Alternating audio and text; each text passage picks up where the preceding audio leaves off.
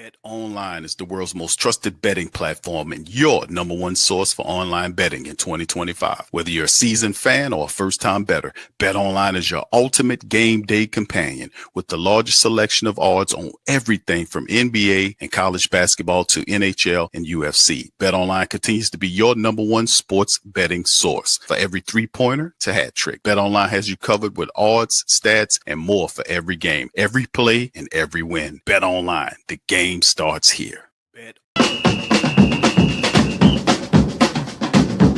that say they gonna beat them? Say who that? Who that? Who that say they gonna beat them? Say who that? Who that? Who that say they gonna beat them? Say who that? Who that?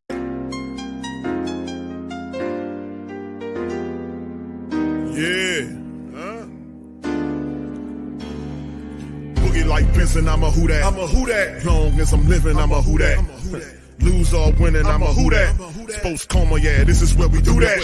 Where we do that, where we do that, where we do that, where we do that, where we do that. Boogie like Benson, I'm a who that. I'm a who that. Sports Coma, this is where we do that. Where we do that. Welcome, welcome, welcome. Somebody please better help. Running this thing like Elf. I thank God every day I'm not a felt. Go to YouTube live with Big Q and the guys. If you ain't ride or die, the bandwagon get flipped. Been marching in, that was way for the ring. I was yelling out your shame for the championship. Bucking on town, duck down. Falcons, pluck, get shut down. Panthers ain't much touchdown. The vision really belong to us now. So much hate on the Saints, you could probably tell. Ever since Bounty Gate hit the NFL, when things seem fishy and you probably smell the crooked referees or Roger Goodell. Yeah, probably like this and I'm a who that. Every day I'm living, I'm a who that. Lose or winning, I'm a who that. It's the Sports Coma, this is where we do that. Where we do that, where we do that, where we do that, where we do that, where we do that. Boogie like this and I'm a who that. It's the Sports Coma, this is where we do that. You're listening to the Sports Coma with Big Q and the guys on the PRO Media Network.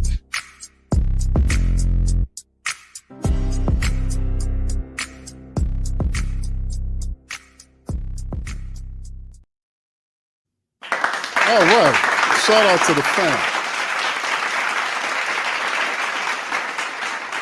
Man, big ups to the fam, man. Welcome, welcome, welcome. You're now rocking with the Sports Coma with Big Q and the guys, where we have intense, entertaining, educating, and enlightening sport talk from your favorite sports fam. Shout out to the fam. Appreciate y'all being in the live Monday. Hope you guys are starting off your week on a positive note. As the NBA world turns, the New Orleans Saints are heavily involved. There is a trade that the Saints pulled off today in the attempt to improve the defensive line. So I like to give a clap for the Saints on that.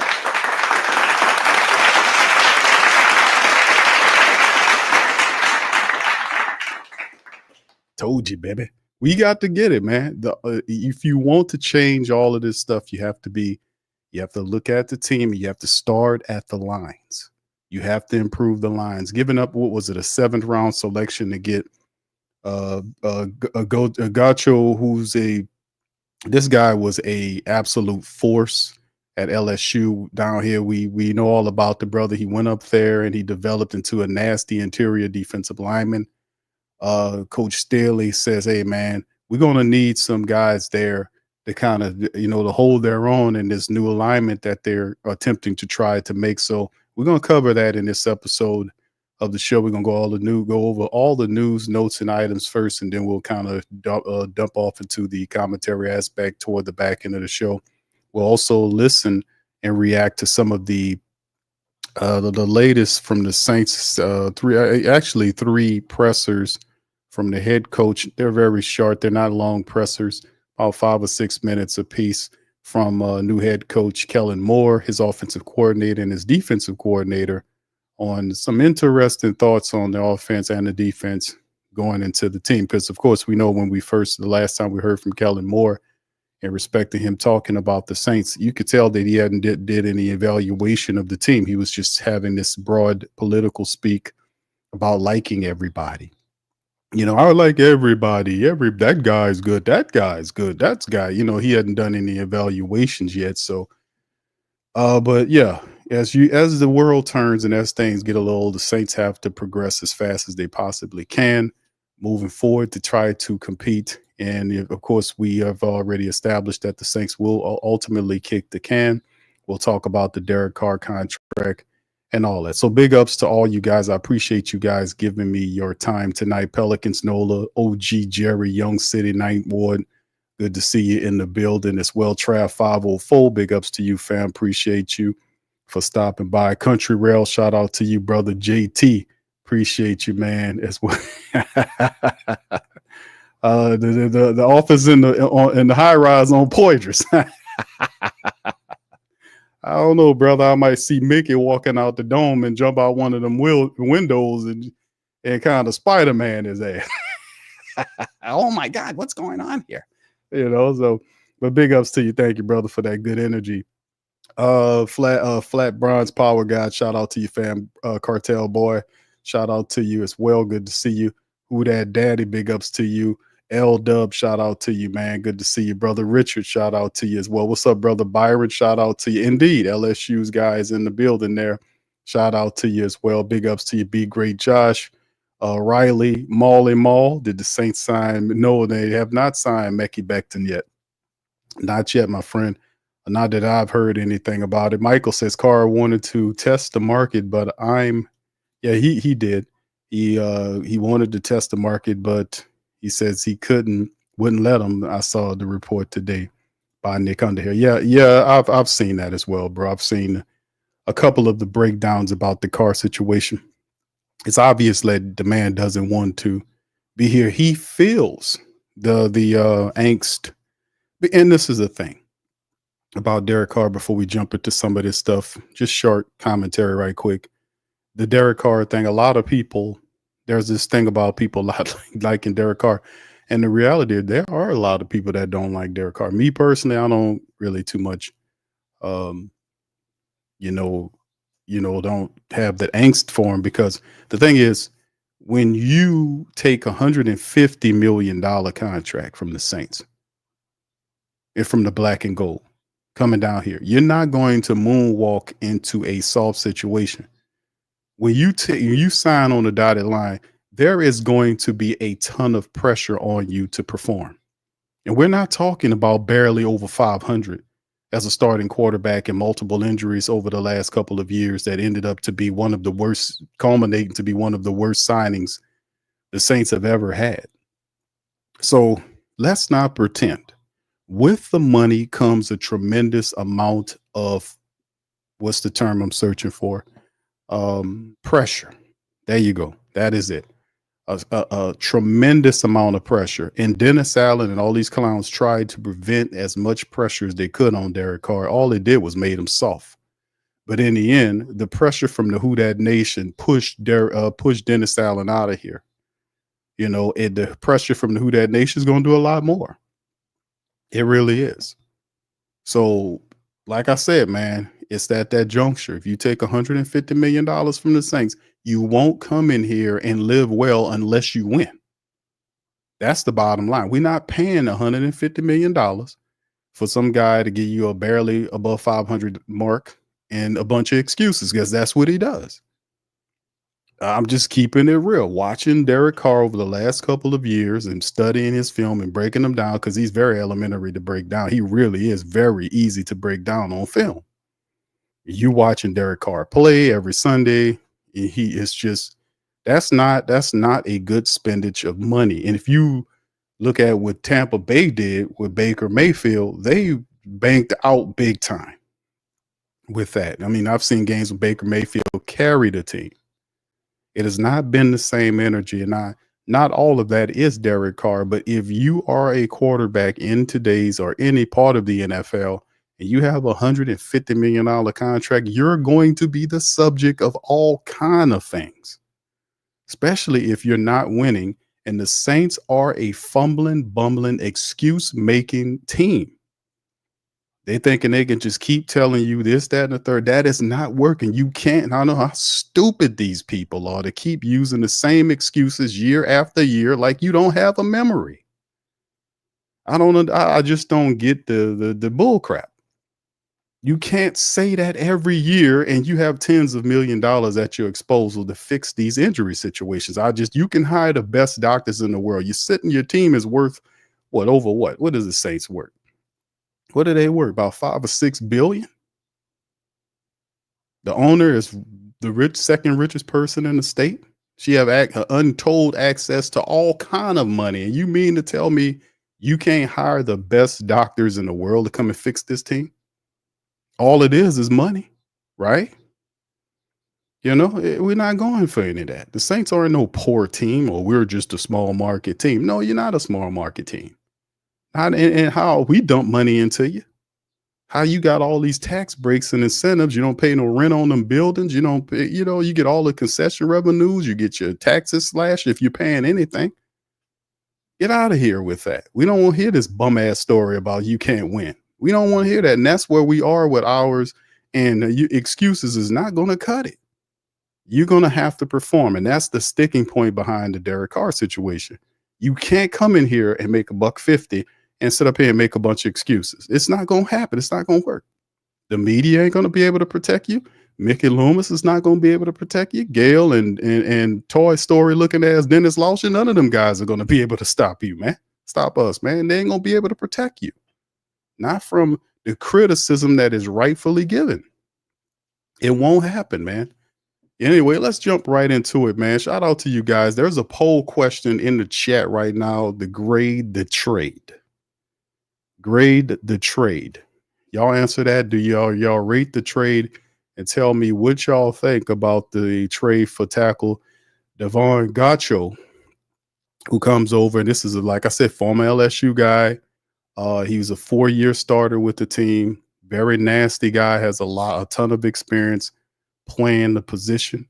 And it was I thought it was a good trade. And what I really liked about the trade was the fact that the Saints, what they did was they said the first major move that they made was to acquire a defensive tackle.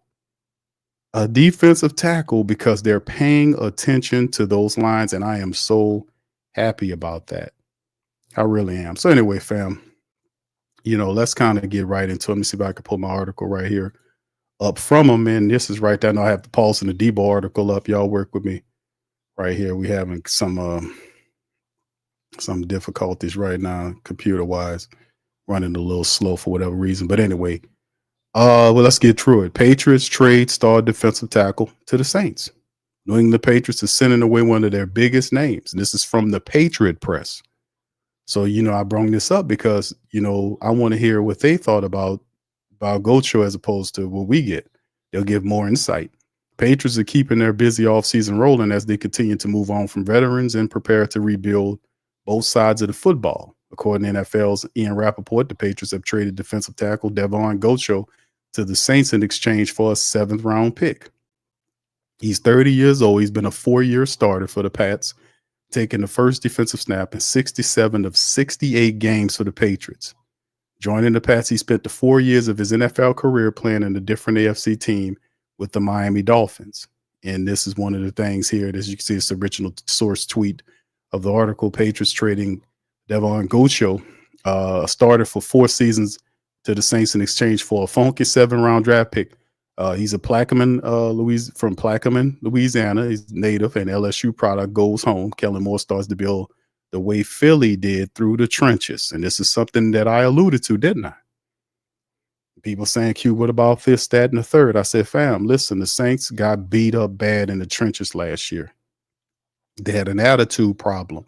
And I'm not saying like an attitude that they didn't have the ferocious, mean, stanky, nasty attitude that you need to run the football. They were too melancholy and weak and pathetic there to consistently do anything. It takes attitude and upsetness to run the football. You have to be pissed off and mad at the guy in front of you. You can't sit up here and just be, act like you're drinking coffee and having a conversation with somebody next to the lake. It don't work like that. You have to be upset. You have to have linemen that have that type of mean, nasty disposition to be able to run the football and to stop the run. This man has that type of attitude. So anyway, Former 5th-round pick in 2017, he's tallied 429 tackles, 20 tackles for a loss, 5.5 sacks during his 8-year career. Now he heads to the 3rd NFL team as he enters year number 9. As for the Patriots, they're looking to continue to build with young pieces, blah, blah, blah. They'll be lining up for Mason Graham, perhaps. That's what they're saying as they trade him out. Mason Graham from Michigan might be a guy that they're looking at in the draft. That's interesting. But the Patriots, man, like I said, they'll start. They got a defensive-minded coach up there now, and they know defense might be on their periphery. But as far as the Saints are concerned, trenches, baby. First big move of the offseason in terms of the Saints is to get him. And I think it's a pretty decent move, to be honest with you, fam, because we definitely could use that help. We really could. So y'all read that trade. We're going to follow and come back to that poll question. We'll leave it up during the summation of the show, and then we'll bounce back to it. Right. So let's move on to this next thing right here. Saints cornerback Paulson Adebo agrees to a massive deal with the Giants. Hasta la vista to Paulson Adebo. We knew that the Saints probably wasn't going to sign Paulson Adebo back. We understood that. And the Giants cut him a nice little check. Shout out to the Saints wires. Saints have lost their first big free agent of the offseason. As cornerback Paulson Adebo has agreed to terms on a massive or a big contract with the Giants, as first reported by the NFL's Ian Rappaport, and then confirmed by the Athletics' Deanna Rossini. He will be the face of the secondary that allowed the 3rd worst, which is 103.1 passer rating last season, the 2nd worst 5 interceptions. The Giants allowed 7.7 yards per passing play, which was the 4th worst in the league. Adebo has strong credentials with 10 interceptions and 43 pass defense in 52 games with the Saints. While the official contract numbers have yet to be released, one has to assume that this was about the money rather than joining a winning environment. Mike Garafolo had this to say about the deal. This is going to be one of the bigger cornerback deals you're going to see in free agency. He wanted the New York market. The Saints lose out on their top corner while the player gets his wish for a big money contract. So stay tuned on the details. And here's the update. The terms are in. Adebo agreed to a 3-year deal valued at $54 million and carrying $36 million in guarantees. That's a rate of $18 million per season. There's no way we're going to give him that. So congratulations to Paulson Adebo for securing a big contract, man. Shout out to him. A 2nd-round draft pick out of Stanford. Now he's the starting high-paid cornerback for the New York Giants. So shout out to Paulson Adebo as he moves on, man. And that's very interesting, right? Anyway, let's keep it going, fam, and kind of that's kind of tough, man, seeing Paulson to leave, man. But that's how it goes. But while Paulson was tipping on out the door with a big contract to the Giants, the Saints was trying to replace him. Did you know that? Well, let's cover it. Here it is here from the Shreveport Times. Colts outbid Saints in agreement with free agent cornerback Charvarius Ward. This was definitely Coach Staley at play. He just didn't get him. When they knew Paulson was out, they tried to get Charvarius Ward to replace him. Now, that's interesting. NFL's legal tampering period has been busy, and the New Orleans Saints have been active. They just haven't sealed the deal. The Athletics' Mike Silver reported that the Saints made a strong push to reach an agreement with San Francisco 49er cornerback Charvarius Ward, who instead cut a deal with the Indianapolis Colts valued at $60 million over 3 years. It includes $35 million in guarantees with $20 million signing bonus. Wow, that's a lot of money to pay a 28-year-old cornerback coming off a career-low snap count, having missed 5 games last season. He only got his hands on 7 passes after averaging 10.5 breakups the previous 6 years. It should be noted that Ward was coached by the Saints defensive coordinator Brandon Staley on the 49ers last year. But the connection and the money the Saints were willing to pay weren't enough to get him across the finish line. This comes after the news the Saints lost starting cornerback Paulson Adebo to the Giants. New Orleans is actively searching for Adebo's replacement by pursuing players like Ward in the early days of free agency.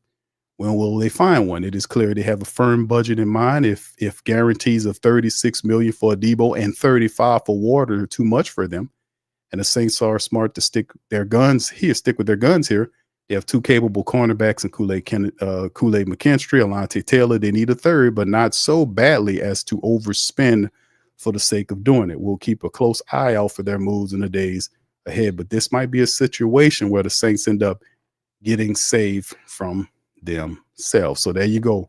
Still early on. So we know Adebo out. Charvarius Ward was a guy the Saints wanted to bring in. Deal's a little too rich for the Saints. Blood, baby. Yeah, I would have to say so, man. That's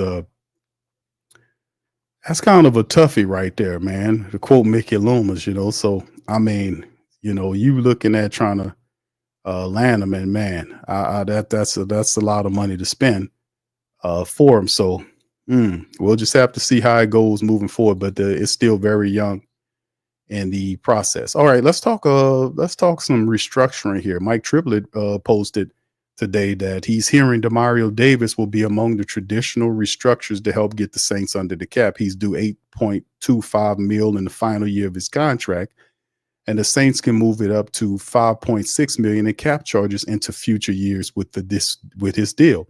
Still waiting on actual pay cuts with other deals. This should come rolling in, because what I'm hearing is the Saints are working on multiple deals nearly around the same time. So you'll start hearing these deals pile up where they're going to everybody asking for restructures, which is not a surprise because this is what the Saints do with Mickey Loomis.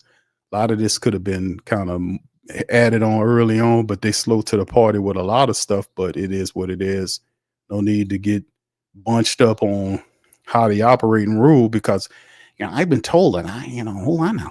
I'm patient. What he said, I'm patiently, what he said, y'all phrase it for me. What did Loomis say? I'm cautiously, what he says, I'm patiently something or other. I forgot what he says. It was so stupid. I tend to forget what he says, but y'all put it as y'all remind me what he said there, man. I'm cautiously patient or some crap. I don't know. I forget.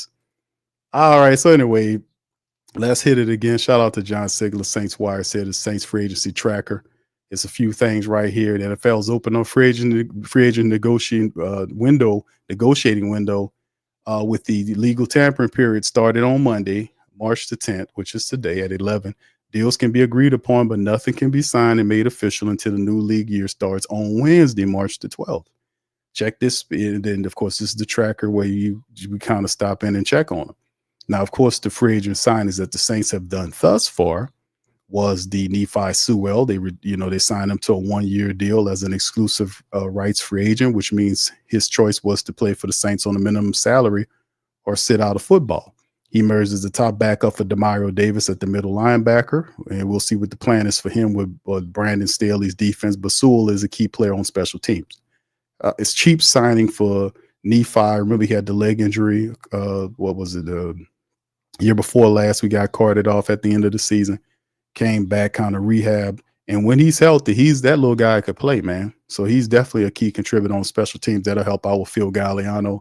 And of course, wide receiver Dante Pettis agreed to a 1-year deal to return to New Orleans, where he emerged as a solid depth piece and a receiving core and quality fill-in on special teams. Was initially brought in as the skills as a punt returner, and will get another shot to make the team in 2025. Now, the thing about Dante Pettis was he stole a lot of thunder from some of the Saints wide receivers, especially guys like Mason Tipton.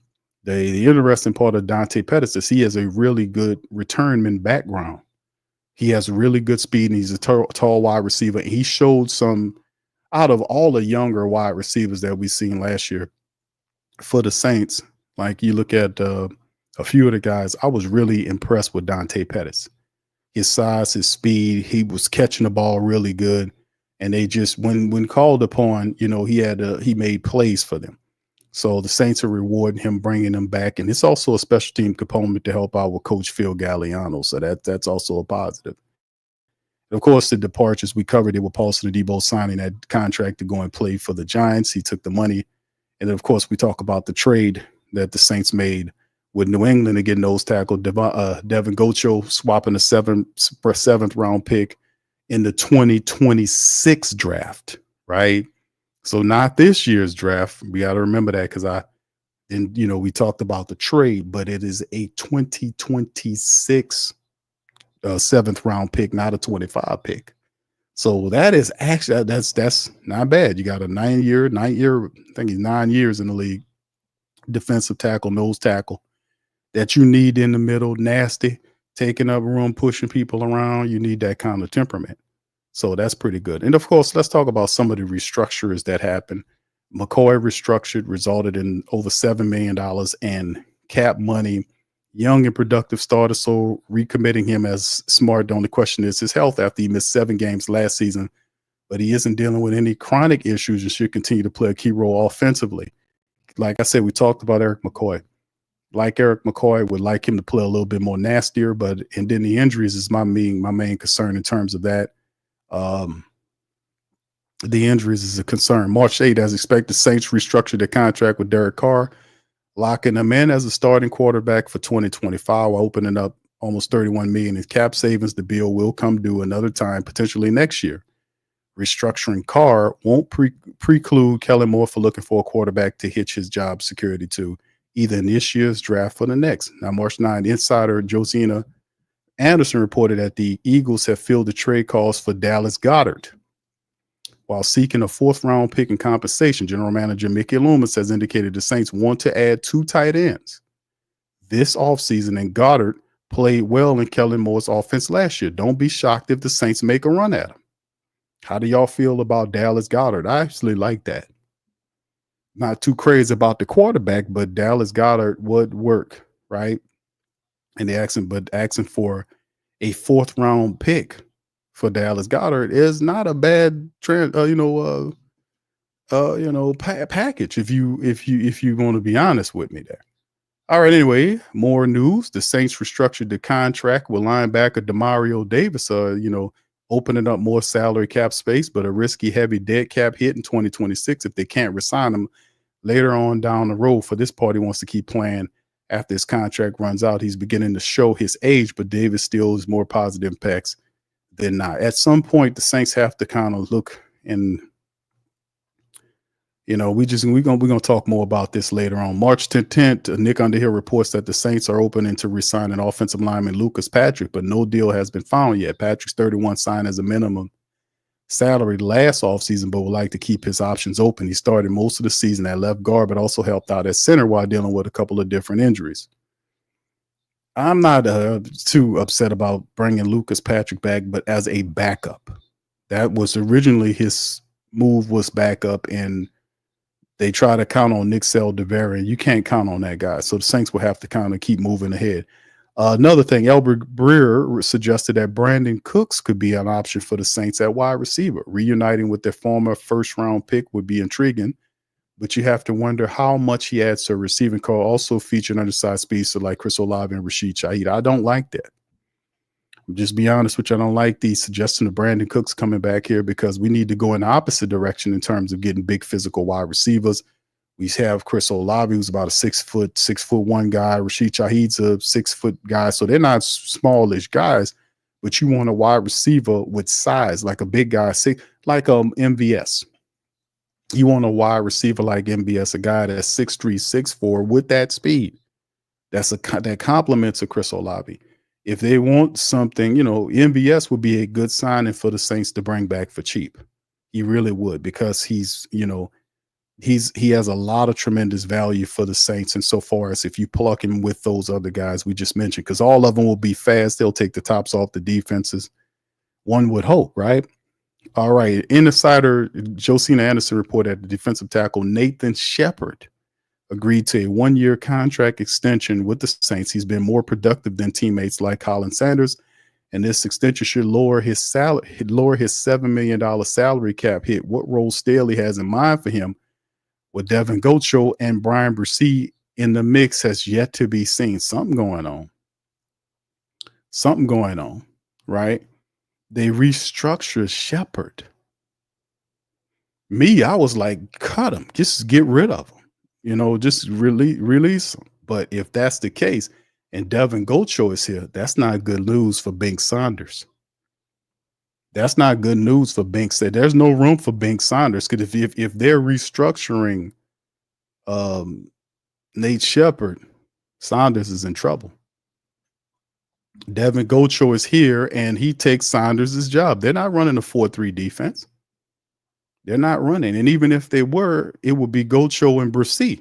It wouldn't be Saunders and Colin Saunders. Even Bink Saunders was cool, but he just wasn't the guy we've said that before, but it's time, man.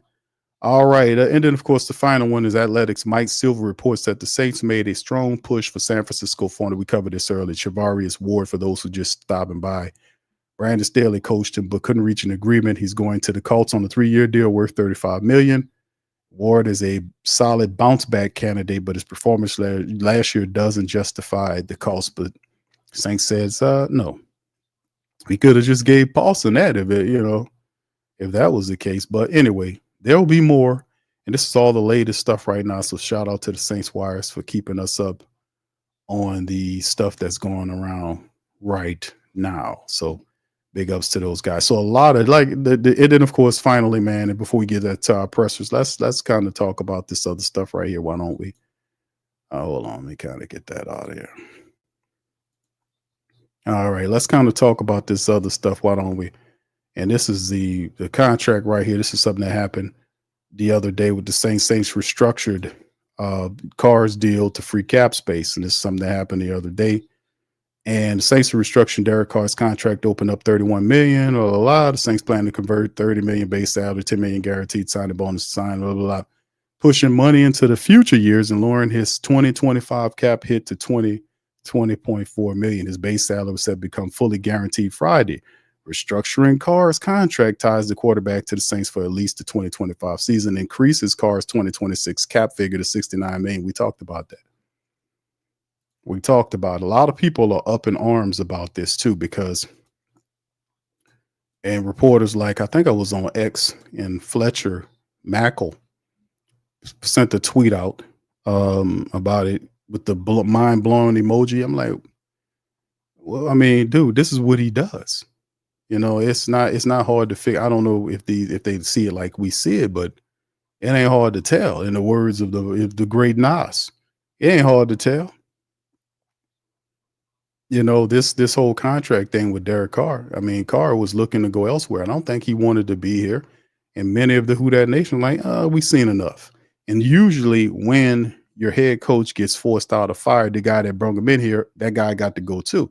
You don't want to saddle your new head coach with this old ass quarterback who didn't work. You want the most of the energy and the vibrant energy that will come with people being excited again about football.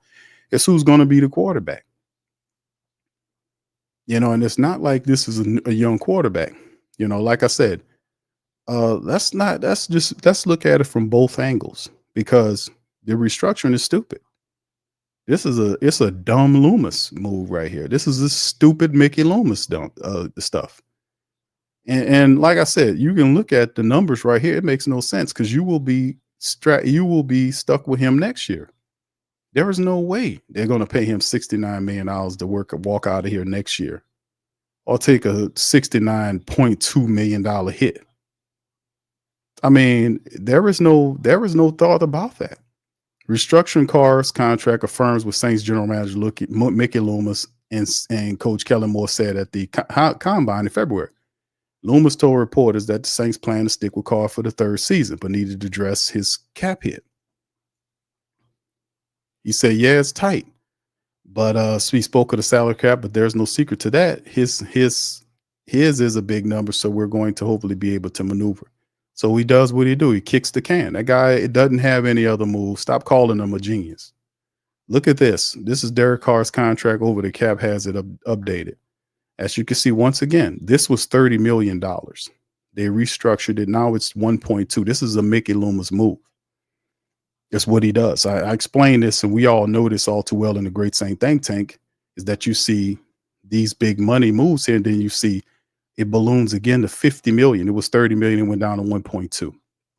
It balloons to 50 in the final year.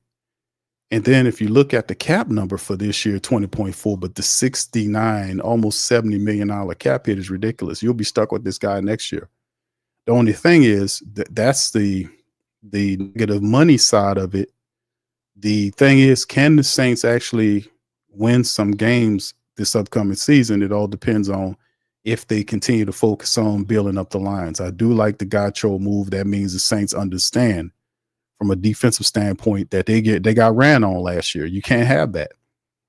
So offensively speaking, do they also understand as well that they need to improve the interior of the offensive line as well?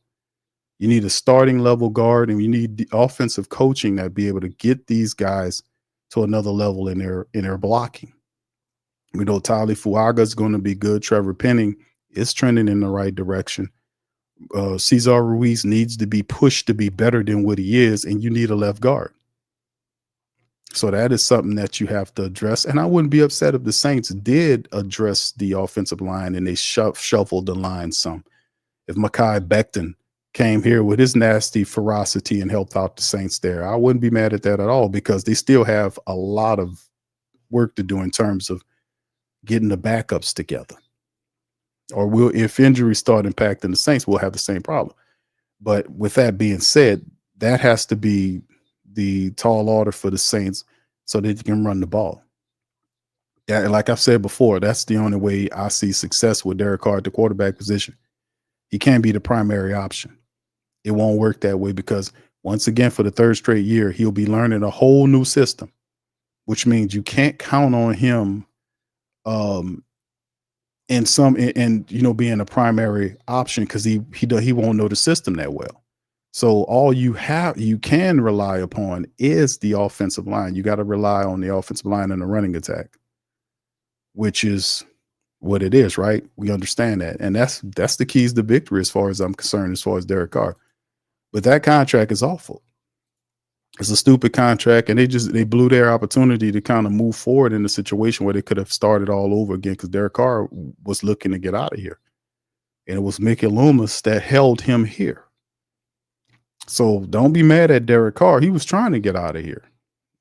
But, be mad at your dumb, stupid general manager guy who doesn't have any imagination, isn't a complete chump and a moron. I've been saying that for a while.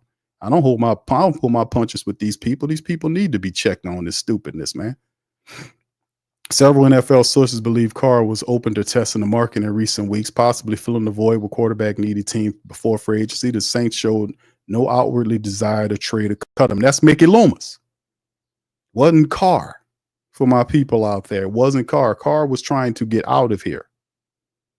He was spreading it out that he was interested in being out of here. He knows how the Who Dat Nation feels about him, and the feeling's mutual.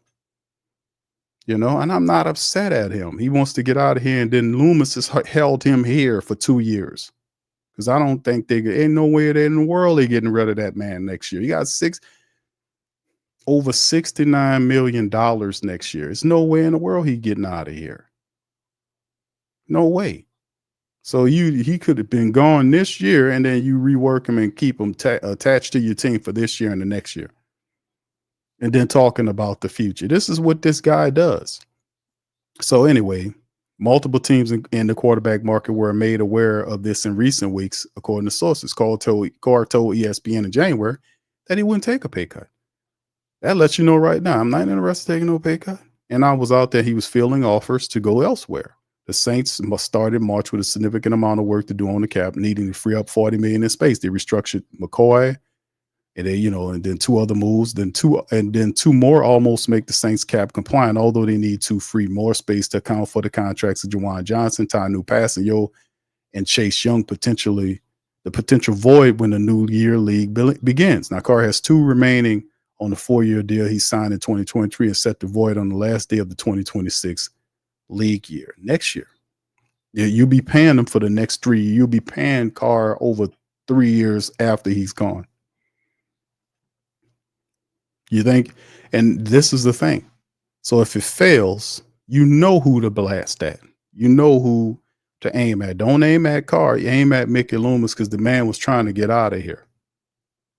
So, I mean, that's the culprit that none of these people are holding accountable. None. Gail's dumb. Lauscher is a bloated a Toy Story fit. What's the guy with the toy? What's the guy? Tim, the guy. What's the dude from Toy Story? What's the name of the character? What's the little cowboy? That's who Law should look like. He looks like a bloated version of that character. But that's who's running these teams. They don't know anything, and they do. And the worst part is they don't have any accountability. That what floors me about these folks. They don't. Hold on now, Q. Hold on. Let me tell you something. Hold on now, guy. You know, I know what I'm doing. You know, you don't know what you're doing. You don't know what you're doing. You don't know. You had a chance to get that guy out of here, and you did that. You, I tell you, boy, you people insane, man. They're insane. But anyway, let's hit this up, man. I mean, we're gonna get into this aspect of the show, man. We're gonna go over and check out what Kellen Moore has to say about him being here. And y'all put one in the chat if y'all can hear this. Here we go. Over this stuff. Certainly, that's a big part of this. Obviously, you're really excited when you get to team up as a group, certainly on the coaching staff, guys who have kind of come from a lot of different spaces around the NFL and college football as well. And so now it's about us just connecting and building that togetherness. And so any chance we get, together, whether it be a workout, whether it be dinner, Pelicans game certainly last week, we'll just keep trying to grab opportunities just as we find situations to do that. And obviously that'll coincide when the players show up as well. So it's a big part of this. Chase Hazlitt, just your connection with him. Yeah. What attracted you to him? Worked with Chase in Dallas, phenomenal coach, phenomenal person, love his energy. He's a really special coach. And so we were fired up to have a chance to get him, put him in the position of the tight end room. I think he's been growing each and every time in the NFL. And so we feel really excited. Similar question for Joel. Have you worked with him before? Obviously, we're familiar with him here. What drew you to him?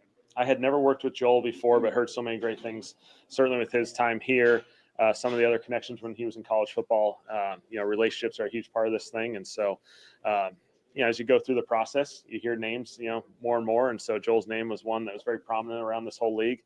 We were fortunate to have an opportunity to bring him back. And, the associate head coach role will give him kind of a role that where a leadership part of this thing will be really, really important, where he can kind of do some leadership stuff across our entire team. So it wasn't just the Idaho Vandal quota that you Trust me, it's a hard thing for me to have 3 Vandals on the staff. So I'm a Boise State guy. Coach, you talk to the players wherever you've been, and they say that you instill confidence and you take input a lot from the individual players. Where did you get that? The players ultimately, yeah.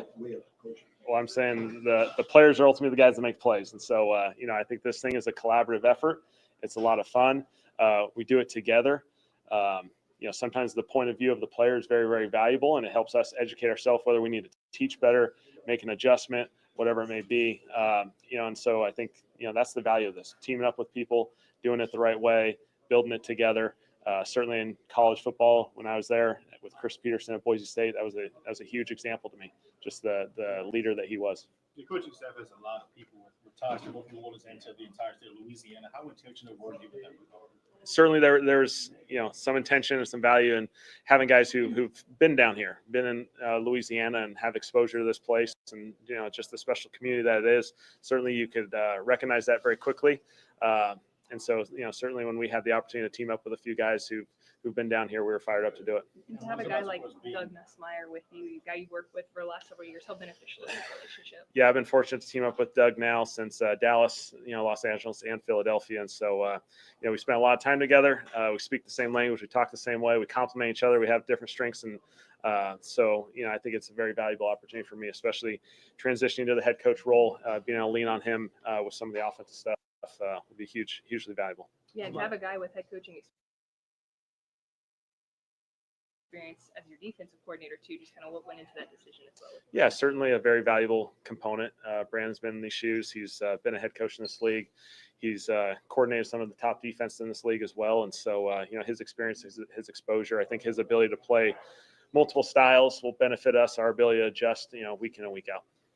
You have time for 2 more? Somebody said the Nussmeiers have 2 of the biggest spots in Louisiana football, quarterback down the road and I like offensive coordinator. What have you observed their relationship as father and son, I guess? over the years and his impact on Garrett? Yeah, certainly the Nussmeier family is really special to us. Being around Doug for such a long time and watching Garrett go through his high school journey, and Colton's going through his now back in Texas right now. And so, they're special people. They do it the right way. Certainly we've been huge Garrett Nussmeier fans from afar, watching their games for a long time now, especially this past year. And so, for Doug and Garrett to be close by, I think there's no better setting.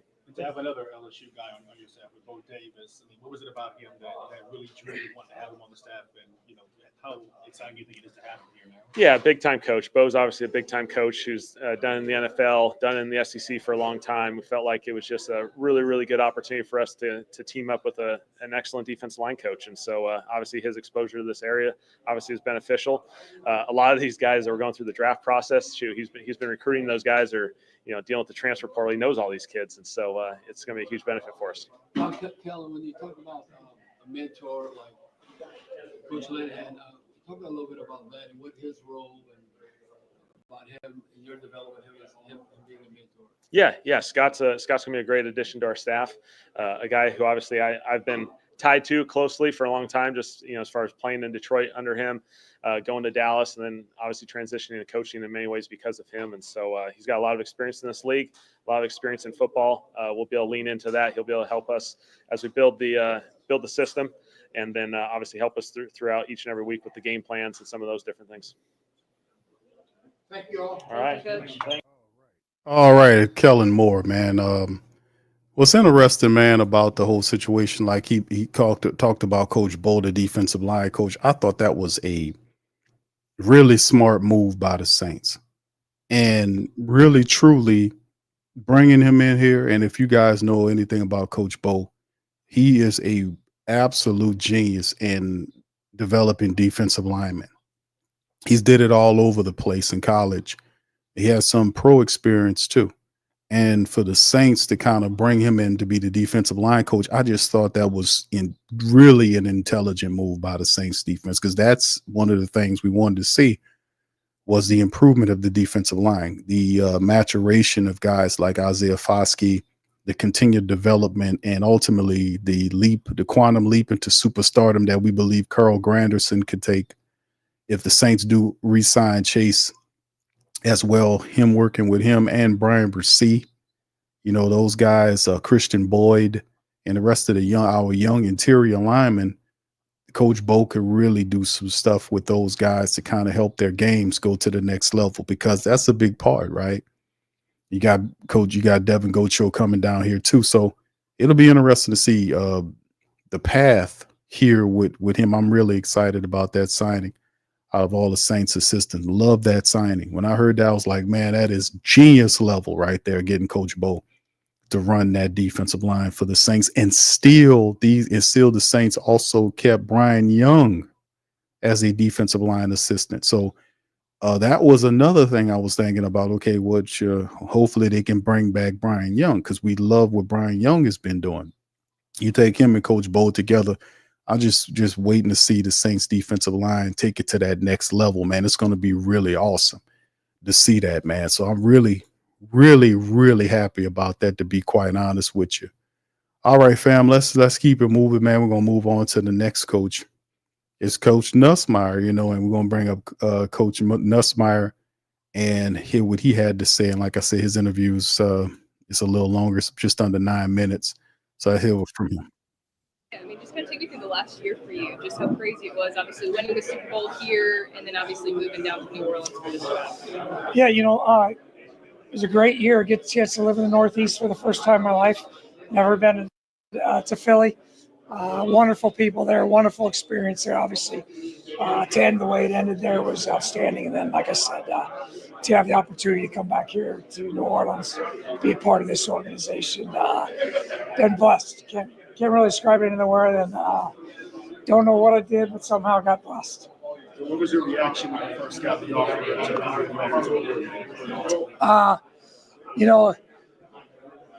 It was really interesting, because at the time you just got done with the Super Bowl, and now this is going on. Trying to take a minute to reflect on that, yet all these other things are happening, and obviously just like I said, very excited, blessed, have the opportunity to be close to Garrett in his senior year, for a wife to have an opportunity to come back to where she's from. It just doesn't happen very often in our profession. You touched on Garrett for a second. What was his reaction when you told him to take the job here? He was excited, obviously. As usually is the case in our industry, things are kind of ahead of it before they really actually happen. So he's calling me, Dad, what's going on? I say, I don't know yet. So we just have to wait and see. And obviously, like I said, we're blessed. Our family's been blessed. It's a really exciting time. Yeah, to be closer to Garrett, like you said, during the senior year at LSU, like you said, you had a daughter there as well. Just kind of what does it mean to be closer to your daughter and your son too? Well, when you're in this profession and doing what we do, and then him having the opportunity to play at LSU, it's such a prestigious program. Like last year, watched almost all the games on TV. So maybe have an opportunity to sneak down for one or two. But obviously, he's going to be very busy with what they're doing.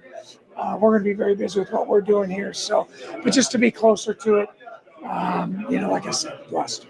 How do you think he's matured over the years and got better as a quarterback? That's a bright spotlight to be the LSU quarterback. Sure it is. And like I said, blessed to have that opportunity. And with that opportunity comes a lot of responsibility. He understands that. And just for him to find his passion in football, that was his passion, was to play, football at the level he's getting an opportunity to play it at. And the challenges that come with it. It hasn't always been easy for him there. So I'm proud of the way that he's found his way. I don't know if I'm asking to compliment yourself, but people say he's a coach's son. And when you're a coach's son, you mature, you maybe stay away from social media and those kind of things. You feel like you kind of had that impact on him? Yeah, well, for him, he had to overcome a lot to get there. He had to overcome a bad coach. So, no, obviously, like I said before, it wasn't my goal being his father for him to play collegiate football. That was not my goal. My goal was for him to find his passion, and whatever that passion may be, to go achieve at the highest level he could in that passion. And for him, it was football. So very proud of what he's accomplished, and obviously looking forward to the Tiger season. What enticed you to Demario Davis? Oh, I tell you what, you would ask that question, wouldn't you? I tell you what, from the moment I met her, I just can't say enough about Christy. She's been the rock of our family. Beautiful, outgoing, loving, smart. Like I said, I've been blessed in a lot of ways, and way more blessed than I deserve in that way. What is it about Kellen Ward that's made that relationship so unique, and you guys have been tied to each other for so? I appreciate that reporter jumping in there, man. I like, of course, y'all know LSU is my squad. I think Garrett Nussmeier is a good quarterback, but he got a lot to learn, man. Got a lot to learn. But what I do understand looking at this, and I appreciate the reporter bringing it back to the Saints and about Kellen Ward. Let's talk system and scheme, because Garrett's not in the draft, right? One or two questions, we good. Let's keep it moving. But outside of that, with Nussmeier being here and ties to LSU and Coach Bo on the defensive line, don't be surprised, fam. We might see more LSU people on this team. We're talking players. That's something that hasn't just been a thing that we haven't seen. Saints traded for Davon Godchaux today. That's a former LSU guy. So is that something to let us know it might be a little something going on in the future? Perhaps we might get more LSU players on this team. I would not be upset about that. We got a lot of good players that play out here. Well, other than the fact that he played at Boise State, so once we remove that, Kellen's he's so smart, so bright, understands where he wants to go, and just does a great job of finding a way to get there. And it might not be the straightest path, but his ability to look at different things, look at circumstances, understand, where he wants to end up, and find a way to get there. Sorry if you've been asked this, kind of came in late. I know the team made the decision on Derek Carr with his contract restructure. Just your thoughts on working with him, building an offense with him as your quarterback. Yeah. Excited about our whole room, really excited. That was part of the opportunity. That when you look at opportunities and you're in the quarterback room, just really excited about Derek, what he's done in his career. Great admiration for what he's done. really looking forward to what we can build off of here. And then, obviously Spencer, Jake, Ben, those guys all bring great things to the table too. So really looking forward to, we're in this phase here. We got a lot of evaluation going on of, our system. We're also looking at players and free agency in the draft, and then really looking forward to the opportunity we get our players here. Impression of this team when you guys played them. Really good football team. Obviously that was a very difficult game. Fortunately, we were able to, get the mesh play at the end there to Dallas, get the ball down there, scored late, and won the game. But, a lot of respect for this team. I know Bobby mentioned your wife being from this area. When you got drafted here, they were off the Davis draft, but this facility wasn't here. Do you kind of just, think, where you've come 30 years from when you first got drafted here? Well, when I got drafted here, we were in the old facility. Really? So that's how old I am. No, so, I remember those days, and just to see the investment that Mrs. Benson and the organization's made into this facility. It's a top-notch facility. It's great. You just talked about working with Derek Carr, but when you translate the championship run to a team that struggled in this past season, how do you do so? How do you look forward to doing that? Well, last year we went through a situation in Philly where everybody said it's a struggle, it's a challenge. Every team, every place you go in this league, it's a challenge. This league is built to be an evenly balanced league. That's why the draft structure the way it is. That's why the salary cap is the way it is. So, every opportunity is unique. Every team's unique. So our goal is to build the best possible team we can here in New Orleans. What would you tell yourself about 20 years ago when you were playing for the team that you'd be the offensive coordinator? I don't know that I ever had the foresight to think that way. I didn't know at that point in time. My goal wasn't to be an offensive coordinator in the NFL. My goal was to be a Hall of Fame quarterback. Obviously, fell far short of that goal. But, like I said, just the career path that we've been fortunate to go on and for it to come full circle here, just blessed. Doug, was 19 your first year with Kellen? 18 was. 18. Okay, so like when he first started coaching. Yes. Yeah. So was it evident early on working with him that like he would have this opportunity fairly soon? Yeah, I don't think it's hard when you're in a room with people and you're in there for an extended period of time. You start to figure out how smart people are, how good they are, and it wasn't hard. Your team showed this past season how important having a good running back is. What do you think about the running back room at the same time right now? Well, obviously I have a little bit of history with Alvin. Was at Alabama with him for a short period of time there, so think the world of him. I think obviously, like every other room, we're going to create competition. Feel really good about the players. Obviously, we're going to acquire players, and the whole goal is just for us to get the system in place, get everybody together, and then just start working towards the goal of being the best team we can be. To have a guy like Taysom Hill, just how much better does he make an offense? I think anytime you have players that can play in multiple roles, it creates a real problem for the defense because they don't really know when they go on the field what they're out there to do. I mean, certain players, defenses know as soon as the guy crosses the white lines, it comes into play. Okay, he's going into play tight end or he's going into play receiver. When you have guys that can play multiple roles, it creates a whole other element for the defense to have to think about what type of formation presentation they might be getting, where's the alignment's going to be, who's going to be at what position. So it's challenging for them. And you mentioned the years that you've been with Kellen. How have you seen him grow over these 2 seasons that you've been with? Well, I think he's just grown in every aspect of coaching. Obviously, he hasn't been coaching for a long, long time. So obviously he's grown tremendously in every way. All right. That's Dougie Nussmeier, man, and dropping game about it. And we'll see, man. We'll see what's going on there. It's very interesting. A lot of stuff, man. A lot of stuff popping and snapping with the Saints, man. We need to figure out exactly what happened, and it's still very early on. So we'll get to the bottom of it and all that kind of great stuff. But Doug Nussmeier, man. All right, let's move. That's our offensive coordinator. Let's go to our defensive coordinator and see what he has to say. And of course, the Saints make the trade to get a LSU defense. Well, actually, the guy's a nose tackle for Staley's defense. So that's big. But let's hear from Coach Staley. Let's see what he got to say. That's the internet. He's a Come on. winner. I think you go back as a coach's son and playing at Boise and him playing in the NFL and what he's done as a coach in the NFL. I've had to compete against him a lot. We've coached together, and then to see what he did this year with Philly was just really special, not surprising. And then when you're talking about New Orleans with the Saints and, what Mickey has helped build here and Mrs. Benson, Mr. Benson, what they mean to the NFL. And, in my time in coaching, I mean, the Saints have been one of the premier teams in the league for almost 2 decades. So I know how important football is to the city, to the state, and I'm just really excited to be a part of it. You mentioned it's pretty early, but have you made a definitive call on 3-4-3, or do you just evaluate the personnel, or how do you go about that? You just said it. We're at the beginning, and so much of how you're going to play is the type of personnel that you're going to be coaching. So we're at the beginning of that here with, free agency and the draft process, and we've got a core group that's going to be coming back. But until that group is out there on the field in the springtime, I don't think we're truly going to know.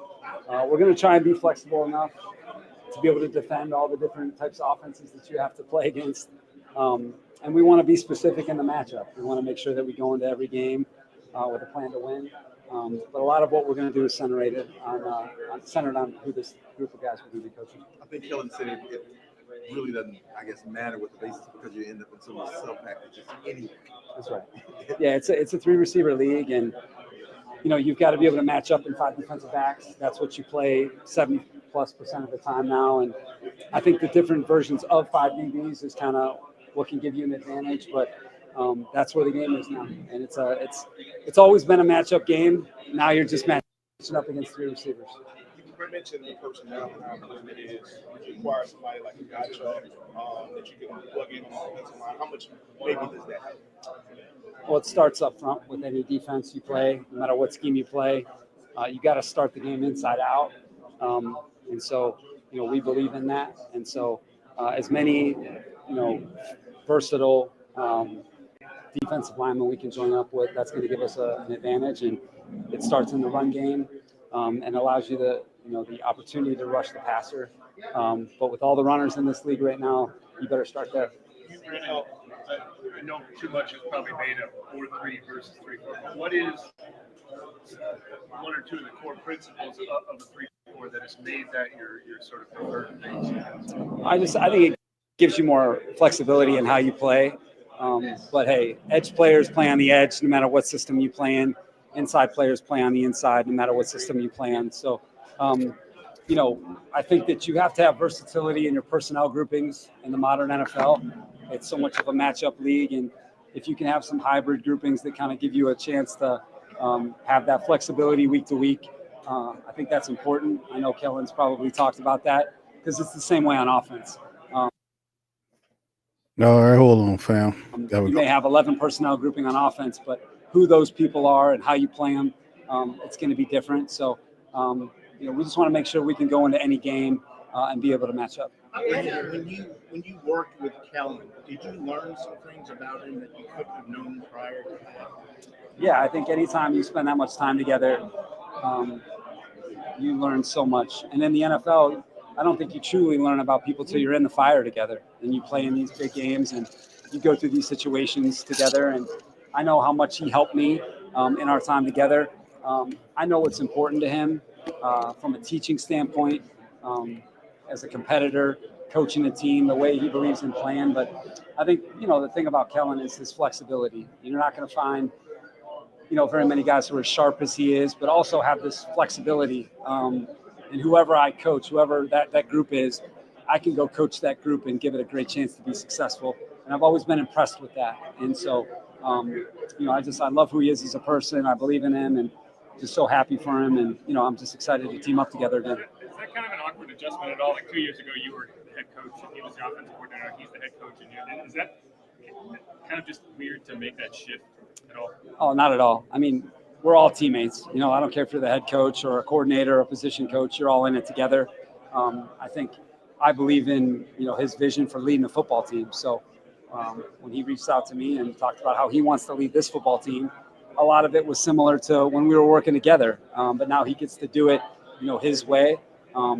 And I believe in him and that way as much as anything. And your experience as head coach helped guide him through his first season? I think anytime you can join up with people who have experienced something, it's going to give you an advantage, but especially if you know that person. So I'll be able to help him where he needs it.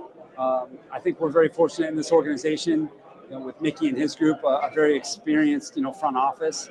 And then this coaching staff. I mean, you look at the staff that he's been able to put together. I think there's a lot of really complementary experiences, but the fact that we've worked together, hopefully it gives us a better starting point. You mentioned Kellen's vision. I don't want to put you on the spot, but what is your vision? You got a lot of veteran players, Cam, Demario, Carr. Have you talked to them? And do you kind of, when you were talking with Kellen, lay out a vision of how these pieces work for you? Yeah, of course. I mean, I think based on that initial group, I've got so much respect for, the Cam Jordans of the world and Demario, Kyron. And these guys have accomplished so much, and they're proven players, proven leaders.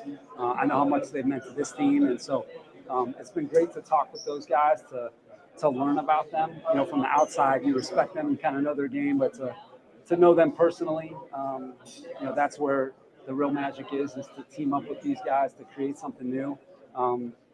But we're at the beginning, and there's a lot of work to do. All right. That grouping. All right. That's Brandon Staley, the new defensive coordinator for the Saints, man. And listen, to be honest with you, I learned he was more specific than any of these other guys. They're still stuck in evaluation mode where they're just giving everybody, Oprah Winfrey love. You get a call, that type of thing. Well, Derek Carr, it's excellent, that type of stuff. Everything's general about career, this, that, and third. Just to be honest, we don't really care about all that other stuff. We talking, we kind of centric. What we talking about, we want to know what could you do for us. We on our Janet Jackson thing. What have you done for me lately? What could you do right now? But Coach Staley, he's talking about defenses. Good questions in this interview, especially the ones about the scheme, talking scheme. I wish the conversation was more of that with Coach Nussmeier, like when they were talking about with Coach Staley, talking about the 34 defense. Heard questions. He prefers the 34 defense. And of course, the modified front for the 34 defense would be the 3-3-5, which is, the 5 defensive backs to go along with the 3 down linemen and the 3 linebackers. That will be his version of that. So with that being said, the thought process has to be like, okay, the 34 defense is here in New Orleans again, right? We love that, but that has to have some type of effect on who you're going to have on the line. If it's 3 linemen, who are the linemen? Who are they? We know Carl Granderson's one of them. We know Davon Godchaux is going to be he's going to be the nose tackle. And the other one is it Chase Young or Brian Bresee? Who is it going to be? So time will tell. 34 defense, it changes. Like when it changes your free agent outlook, when it really does, unless the Saints sign Chase where he's a edge guy, right? Where he'll operate as a stand-up linebacker type. I don't know. Then there's rumors about Bosa. And if you had your picks and chooses between Bosa, and Chase, what do you do? So, I mean, this is going to be fun defensively speaking, because I'm a defensive guy. So I love the fact that the Saints, one of their biggest and first moves of the season was a trade to get a nose tackle. That right there lets me know, hey, man, at least from a defensive standpoint, they're dialed in on what needs to happen here, which is also bad news for Bink Saunders. So Nate Shepard beat him to the punch with the restructure, so he'll be here. Bink Saunders is in trouble.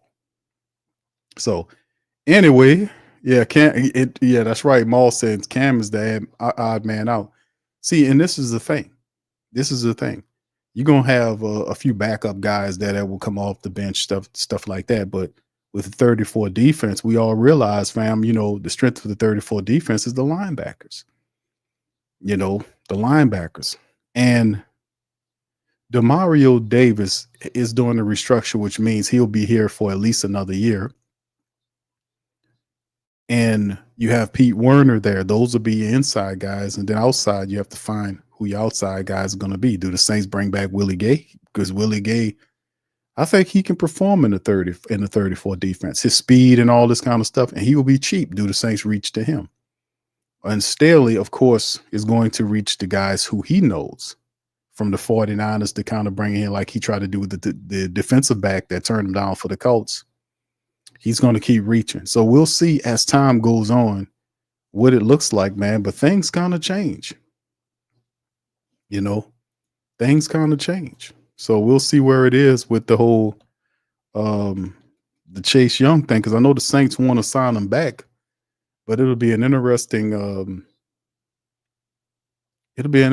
point to see how that looks, man. I'm really interested to see how that looks. So anyway, with the Saints thing, hold on, let me get this, because did I get this? Hold on here, fam. Because while we were doing the show, the Saints announced that they signed Chase Young to a multi-year deal. So right when we doing the show, so I guess this is a bit of breaking right here. This is reported. Here's Mike Fliaro with Pro Football Talk. This is an article from them. Saints bringing in a slew of free agents, but they're keeping one of their own. Multiple reports the Saints have reached an agreement with defensive end Chase Young on a multi-year deal.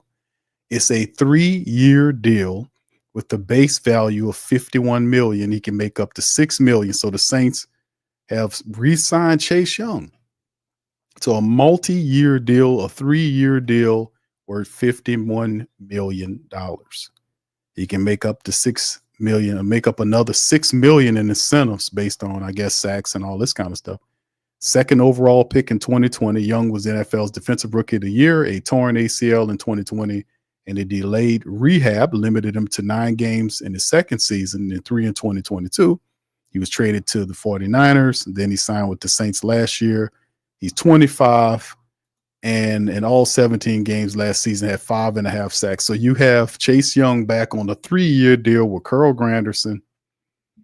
Yes.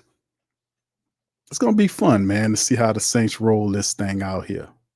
It's going to be fun to see how that 34 defense looks, where Brian Bresee plays in that thing. You see what I'm saying? I wonder because the athleticism of a Chase Young or Carl Granderson, how do they fit in that hole? You see what I'm saying? It's going to be interesting to see how the Saints use it because, like Coach Staley says, the 34 look gives a lot of versatility. Like I said, the strength of the defense is the linebackers. And because of the speed and the ability to drop into coverage in passing situations or to rush in running situations against your opponent. Another thing is the fact that the defensive line up front has to be all about the business. The down 3 has to be serious for that 34 to work right. So that's pretty cool. So while we were doing the show, the Saints signed Chase Young to a multi-year deal. So congratulations to Chase Young. And that's a really a positive thing, to be honest with you, because Chase Young was a guy, man, that a lot of people, include myself, like, okay, I like Chase Young, man, but he's a guy that just seems to be prone to injury, but the man stayed healthy and boom, look at him. He got the payday. So shout out to Chase Young. All right, how y'all guys feel about that, man? So yeah, we get Chase Young back. That's Carl Granderson. Oh, let me get my depth chart up here, man, because let's show the family members, because that's actually a pretty good thing right there. We knew eventually the Saints were interested in getting them back, and I knew as soon as they had an opportunity to do something that would be something that they would look at doing. There's a couple of things going on too. Sam Darnold, outside football news, Sam Darnold, who was with the Vikings last year, is going to Seahawks on $100 million. Oh, are you kidding me? The Seahawks are giving them. So that's the quarterback that Clint Kubiak, Andrew Janoku, and all these other dudes that were down here last year. Their quarterback is Sam Darnold. He gave him $100 million. I guess I can't be surprised about that. We gave Carr a buck 50. The Jets reach a $40 million deal with Fields. So the Jets, Coach Glenn, is getting Justin Fields as his quarterback, right? And quarterback Wilson, I see the ex-Jets and Broncos QB Wilson to Dolphins. Eagles trading Pickett to Browns. Pickett is the quarterback for the Eagles. They trade him to Cleveland. Why don't they just, boy, they trying to get from up under old boy. What's his name? Boy, I'm so glad we dodged that bullet. You know, and to be honest with you, I would be happy. I guess it was the better of the two because we were trying to get that guy, man. Could you imagine what that would have been like to end up with Deshaun Watson down here? And, yeah, boy, that would have been something horrible. But anyway, that's some of the moves being going on right now, fam. A lot of moves going on. Saints getting back and doing their thing, picking up Chase Young. 3-year deal. They saying ESPN is saying Adam Schefter reporting that sucker. See if I can get that on screen right there. He's saying it's 3-year, $51 million deal with up to $57 million. So these are a few of the moves that's happening right now. We'll just have to use check. Fam. The Niners release Pro Bowl fullback Kyle Juszczyk. Man, you know, imagine if the Saints reach at Kyle Juszczyk. Oh, well, that would be, you know, we've been kind of saying, man, we could use a fullback. He kind of old, but he still can give you some value there. Juszczyk got released there, and this is just a few things for the family members here. A few of the signings happen here. Yep, Justin Fields goes to the to the Jets. So that's interesting, man. So like I said, when there's a will, there's a way. Oh, man, Broncos add 49ers linebacker Dre Greenlaw. Oh, man, Greenlaw. Dude, that is going to be a kick-ass signing right there for the Sean Payton's team. Dre Greenlaw is a beast. So Sean Payton adding to his defense. Coach Payton building up them Broncos over there. It just took him 2 seasons, and he got them respectable. So there's a few signings right here as well. Mac Hollins, the wide receiver from the Raiders, signed with the Patriots. Michael Gallup is visiting the Commanders. Slayton staying with the Giants. So it's a few of the signings right here, fam, to kind of talk about here with the team as they're making moves. The Panthers re-signed Michael Jackson to a deal.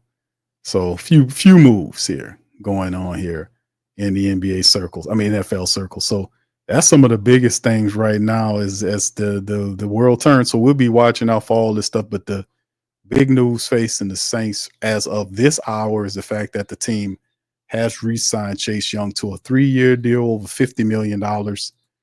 And that puts us, and that's very interesting. A lot of the signings originally the Saints picking up the trade for Godchaux from the Patriots, the signing of Chase Young. Saints are really kind of looking at kind of keeping that defense, kind of building up them lines and getting after you. You know, run the ball and get after your own defense. That's what it's about. So big ups to the Saints on that, focusing on defense, fam. Focusing on their defense. So I appreciate the hell out of that. All right. So anyway, fam, let me kind of move on over to you guys and hear what you guys have to say. If y'all got any questions, please feel free to throw them in the chat. We still got the poll question going on right now to grade the trade. What you think about the Saints acquisition of Davon Godchaux, and, you know, using a 7th round draft pick from 2026, not 25, but 2026, 7th round pick for a 9th year nose tackle with a nasty disposition that played games and is available. You see what I'm saying? So I like the defensive energy we're moving with right now for the Saints. So I like I'm a defensive guy. Y'all know that. All right. So anyway, let's see if we can get some questions from the fam. Y'all feel free to throw them in the chat, and I'll do my absolute best to answer them. What's up, DGX? Shout out to you, my friend. He says, who do you draft at number 9? That depends, bro. Well, Saints got their tackle, and they signed Chase Young, so that kind of kicks out your defensive lineman, right? Because you're not going to take a defensive lineman. So a lot of these questions getting answered. So if you're using, you're signing, you traded next year's second round draft pick to get a starting nose tackle. You signed Chase Young back, so the Saints are going to pivot away from that. So where do you go then? Where else do the Saints need starters at if you're there? Now, of course, there are all these things that could fall to you take the best player available, because the Saints definitely need a lot of people. They really do. They can use players pretty much everywhere. They can use a wide receiver, they can use a tight end, they can use some help at the quarterback position going into the future. They can use some help on the offensive line. They can use some help at the linebacker level, right? They can use some help in the cornerback room, because if you reach for Ward, it didn't get him. He went to the Colts. That showed me that the Saints are still looking to add another player there with Kool-Aid McKinstry, with Alante Taylor. Then there's Rico Payton. I really like Rico Payton, but the Saints want another guy there. So, if you're in the draft, it's probably will be the best player available. But for me at number 9, I'm going to try to take a starter. I'm going to try to get a starter, whether that's an offensive guard, an offensive lineman, or if that's a tight end, because I don't think Juwan Johnson's coming back here. I think the Saints are going to pivot away from him. There's, like I just talked to you guys early in the broadcast about, there's rumors out there about the Saints being interested in Dallas Goedert. And the team, they want I think it's a 4th round selection or something like that for him. So maybe the Saints can water it down to a 5th round selection for a really good tight end to add here. So it depends, but I would have to say and there's still rumors about Mekhi Becton. He could be a guy that Saints bring in here. But so, like I said, I would go like a line. I would go line like offensive line, depending on who's there. And like I said, man, it'll be a tough decision, but the free agency will kind of hammer it out for you where you go in the draft. It'll kind of simplify things, because right now we kind of incomplete. So right now, in about 2 weeks from now, my answer would change drastically based on what the Saints do in free agency. So me personally, I'm like you heard Coach Staley, Coach Defensive Coordinator Staley, says you work from the inside out. He was alluding to the fact that you build your lines. Build your lines. You work from the inside out. Offense and defensive lines need to be built. I've been on that kick, before we get to the glory or the glamorous positions, the quarterback, wide receivers, all this kind of old stuff. We need help at the offense. We need a starting left guard.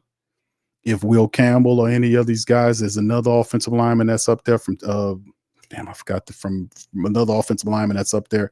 If any of these guys fall to us, you need to, see about looking at those guys. You know what I'm saying? You need to look at those guys. Building up those lines is crucial for success in the NFL, because you got a scary quarterback. Remember that you got a scary ass quarterback who guys get within 5 to 7 feet from him, and he's puking and throwing the ball up for interception. So I mean, you got to protect. You got to start from the inside out those lines. That's always been my staple point. Thank you, DGS. Hope I answered your question there, brother. All right, let's see any more questions for the fam before we get on up out of here. What's up, True Hurt? Shout out to you, fam. I appreciate and salute all y'all. Thank y'all, man. Doc Savage, I see you, bro. Mad Drummer, big ups to you. Mad Drummer says, why are the Texans signing so many receivers? That's what they do. Don't they do that every year? They don't like guys. They're like, okay, we don't like this guy. Let's get him. But they have been having injuries, issues with their wide receivers. Like you had Tank, the little wide receiver. Tank can't stay healthy. He's a ton of potential. Can't stay healthy. So they've been having issues with wide receiver injuries. And it's kind of it kind of hurt their offense last year, because CJ Stroud had that real spectacular first year. His sophomore year, it wasn't bad, but you expect that. But his third year is going to be phenomenal, and they're just paying attention to the position that just really kind of hit on them the last year. That was a problem. So I mean, I think that's probably why they're doing that, man. Doc says, Q, have you thought about starting a Discord for Pels and Saints talk with the community? Yes, I have, bro. I have thought about that. About a year or so ago, I thought about starting a Discord. I'm gonna have to study. I'm gonna have to study upon it. Matter of fact, I think I set it up. I just didn't get behind it because I had different projects that I was operating on. Y'all know I'm the editor in chief for the whodatdaily.com with all our stuff, all the other content and all this other stuff we got going on. So sometimes, time is an issue, but I will do a better job of kind of getting that done, brother. Appreciate that.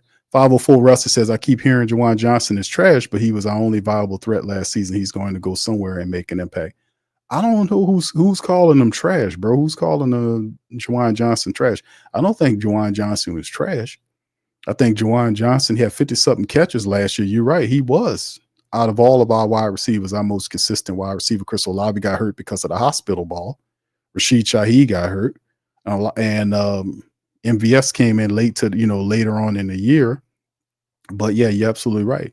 Juwan Johnson was the most available of all of our wide receivers, and he really showed out in terms of having his best year. But is that enough for the Saints to pivot to him, and say, Juwan Johnson, you are our tight end of the future? I don't think so. I think his number is going to be high. The Saints are not going to want to donate that kind of money to the tight end position when they can just go into the draft. I mean, this draft is loaded with really good tight ends. Plus, in free agency and trade, they're going to be guys available, and the Saints are probably going to get one or two of them.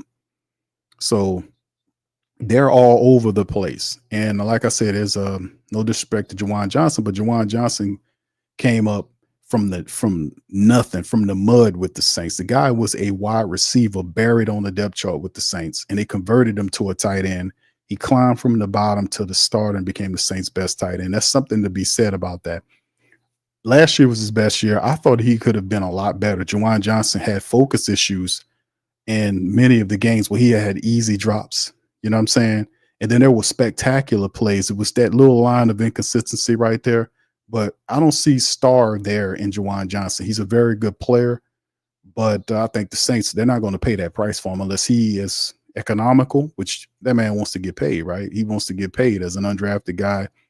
But I think the Saints are going to find somebody else. Shout out to Linda, says every play starts with the offensive line. Build the O-line first. No QB can play if they're on the ground. That's right. And especially, Linda, shout out to you for that, because you got a scary guy operating from that corner. That guy is scary, man. The guys get around him, boy. Everything starts flying. His eyes bucking, like that Chiefs game showed me everything, boy. That dude was looking good. It was flowing. Everything was moving like new money. And then that guy got within 7 feet and he just threw the ball up. I'm like, what? Why did he do that? Threw the ball up high. The Chief player picked it off. The whole complexion of the game changed. The Saints were marching to score on that drive before he did that. And we were like, why the hell did he did that? Then at the end of the game, he's saying, I was trying to throw the ball out of bounds. Really? So you couldn't just turn and just fire the ball out of bounds? You had to rainbow it up? It's just, that's what I'm saying. The plays like that with Derek Carr, my goodness, that's the thing that really infuriates the Who Dat Nation, because it's just those type of stupid, cowardly plays, and then the fake and terrible acting job, the CD list acting job of pretending like it's not what we seen. Like the whole thing with Chris Olave when he threw that hospital ball. I didn't see any problem with, I didn't see, come on. That whole thing, I'm like, come on, dude. Like the whole thing with Jeff Duncan saying, do you have the answers? Remember that? The Saints was stinking, and he set up that line about telling people, yeah, we got the answers in the building. So Jeff Duncan asked him, what's the answers? Well, I can't tell you they're in the building. That means you don't have them if you can't tell them, because what you could tell me right now, that'll hurt your chances of winning if you got to figure it out. And guess what? That next game they came out and they lost. So just dumb, stupid lying and rotten behavior like that, just people remember that. Most of these other cats don't. They don't remember none of that, but we do. We remember all that. That kind of stuff is it just floors me. That's right, Maul. Tyler Warren has highest. It's Tyler Warren is the kid from I keep forgetting the man name from Bowling Green. I think he led the nation in receptions. The Bowling Green tight end, the guy from Miami, the guy from Texas, Gunnar Helm. What's the other tight end? The kid from Michigan is a good one. He blocks well. And it's another one I read. It's a bunch of them, man. There's so many of them, man. It's ridiculous. Who that data says, Q, where does this leave Foskey, the snowman, with Chase Young signed? Leaves him as a reserve. It leaves him as a reserve. But if you look at these guys, like Foskey and Curl and Chase, the potentiality for them to play in the 34 defense is intriguing because they're not like they're not like a Cam Jordan looking guy. You know what I'm saying? They're almost like big linebacker types that has defensive lineman weight to them. You know what I mean? Look at Chase and look at Carl Granderson and look at Isaiah Foskey. These guys are like 6'4", 6'5" guys, right? But they're like 250, 260. They don't look like Cam Jordan, like a traditional 6'4" defensive end that's like 280 pounds. You know what I mean? These guys are like they're defensive ends, but they're like big linebacker type players. You know what I'm saying? Which means they have all this athleticism going on, and maybe some potentiality where you can be able to move these guys around and have them playing a certain kind of way. But Isaiah Foskey, perhaps he can be that. He has some athleticism to him, but some kind of way they're going to have to figure a way to get Isaiah Foskey reps in whatever system that they're going to run. But I don't see where Cam fits in it at all. If it's a 34 defense, with Cam being as slow as he is, where does he fit? You might have to put Cam in the street. You know, we'll see what they do, man. We'll see what goes on there. I don't know. I don't know. LM says, should we re-sign Isaac Yiadom? I don't know, bro. Let's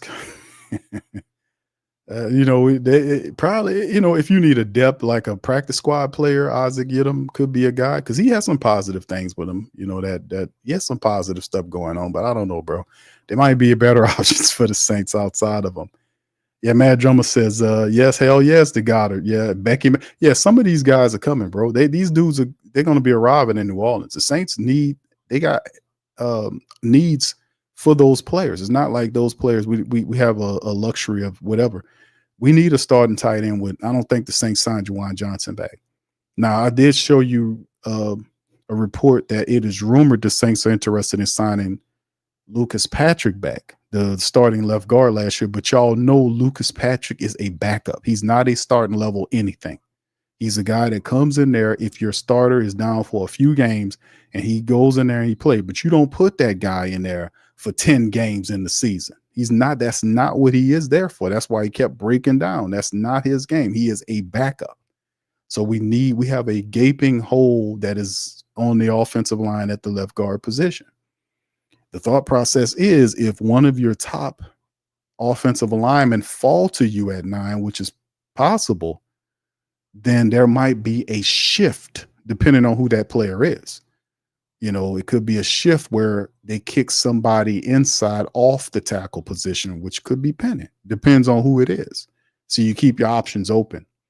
Because I could tell you the Saints are definitely looking at that. And if Mekhi Becton is a guy that they bring in here, man, they could shift some stuff on the Saints line. I wouldn't be mad at them for it either. The offensive line, defensive lines, that is definitely key. So the trade for Godchaux, the re-signing of Chase, these are very positive signings, man. And for the people that just stepped in, Chase Young signed a 3-year deal worth over $50 million. So he back and forth. Yeah, Rico Payton's good. All right, what's up, Jaden, man? What's happening, man? He says, Q, do you remember after Saturday night's Pelicans game when I told you I think Willie Green looked like a bacon wrap? He looks like a bacon wrap sandwich. Okay, you got to explain that one to me, brother Jaden. I remember you saying that, but I wanted to You're gonna have to break that down. What make them look like a bacon wrap sandwich, brother? You got. Is that you talking? Is that a Willie Green nose joke thing? You're gonna have to break that down for me, brother.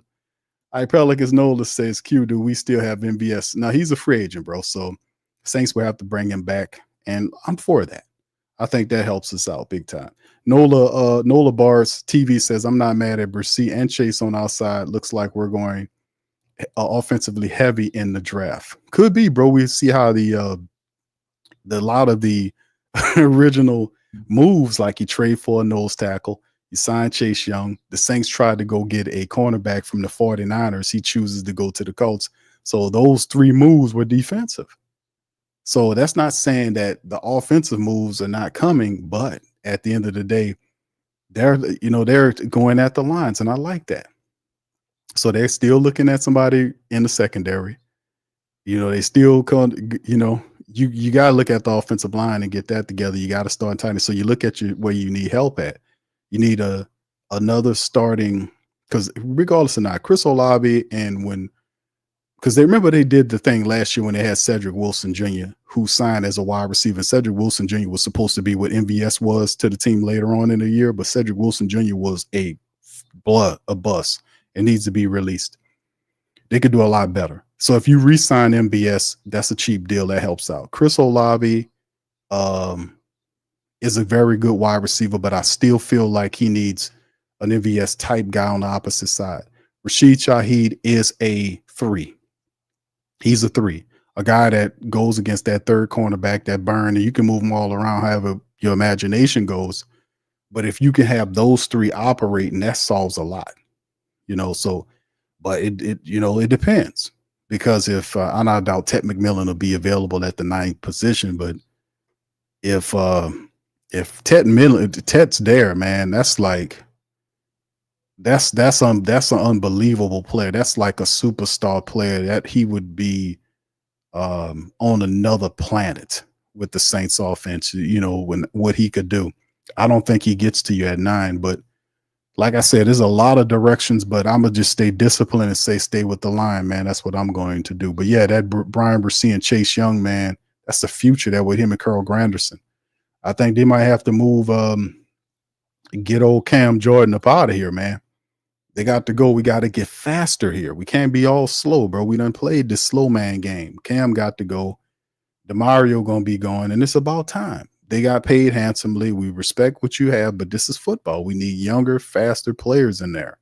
Mad Drummer says, so you think Loomis goes his taxes yet because he needs to out back into this cap? What? So you think Loomis go hits? You got to rewrite that for me, Mad Drummer. Rewrite that one for me, brother. If we miss on Tet, do you think we get Savion or Trey Harris? Savion Jones would be Savion would be absolutely phenomenal from the wide receiver position. This guy is just unbelievable. Trey Harris, I know the Saints like Trey Harris from Ole Miss. Is another good wide receiver. You can't really do too bad with any one of those guys, but Savion, man, is something special. He's something special, man. I like both those guys. Head Trump says, Q, who will be the next player to be cut? I mean, it's going to be Bink Saunders, to be honest with you. Bink Saunders is on his way out. He can dance on out of here like his brother be dancing, because that's at the end of the day. Bink Saunders was a disappointment in terms of his him and Nate Shepard's production in the interior line over the last couple of years. It was a disappointment based on the production of the prior 2 men that were here with David Onyemata and Shai Tuttle. Those guys were about the business, especially David Onyemata, and it's hard to kind of put him up there. But listen, when you follow a guy like that and you bring in both Shepard and Saunders at the same time, we expect that to be completely shut down. The Saints interior defense was poorish. They stepped up for certain periods of time, but they were inconsistent, fam. That's one thing about the Saints defense. They were stopping the run. They were inconsistent. Some games they were there on it, and some games they wasn't. No, we need consistency there. We need to be able to rely on you week in and week out, because you're getting paid handsomely for that. In the end, with Shepard's re-signing, or restructuring rather, and Shepard restructured. which means that guarantees him to be here. Bink Saunders, that's not the case. So look for Bink Saunders to get released. Look for him to get released, and that's how I go. Now the thing about Taysom Hill, we have to follow and wait for Taysom because we haven't heard too much from his side of things. Based on what we're hearing, they have several of the older players that are doing restructures to help the Saints get money to compete in free agency. So I would say Bink Saunders would be the guy. All right, King Blood says, glad we re-signed Young. Yeah, it was a long time coming, bro. And it's like it's 1 + 1 = 2, right? A guy like Chase Young signs with the Saints last year. The question mark of, can he stay healthy? He failed the physical for the Carolina Panthers because he went to Carolina first. And he failed the physical out there because I was like, why did they do that? But they didn't tell you that right away. They held that information. And I guess it was because they did not want to spoil his prospects of getting signed to another team to find out why they let him out the building. But I knew something was funny. But the Saints signed him and they had a contract structured with the injury language in there. And Chase Young had surgery 2 days after the contract. So the Saints signed him. Everybody was happy. I remember we did the shows. And then 2 days later, it came out that he was having surgery on his back. And I was like, what? But in the end, the guy rehabbed fast. And then he got back, stayed healthy the entire year. And the Saints paid that man today $3 million. 3 years, $50+ million. So that's a credit to Chase Young because that's what he was looking for. He wanted a long-term contract. So it worked out, man. Linda says Carr had one of the best interception ratios in NFL. Every QB throws a pass across the middle. Watch the play again. The Panthers players targeted Olave on that play.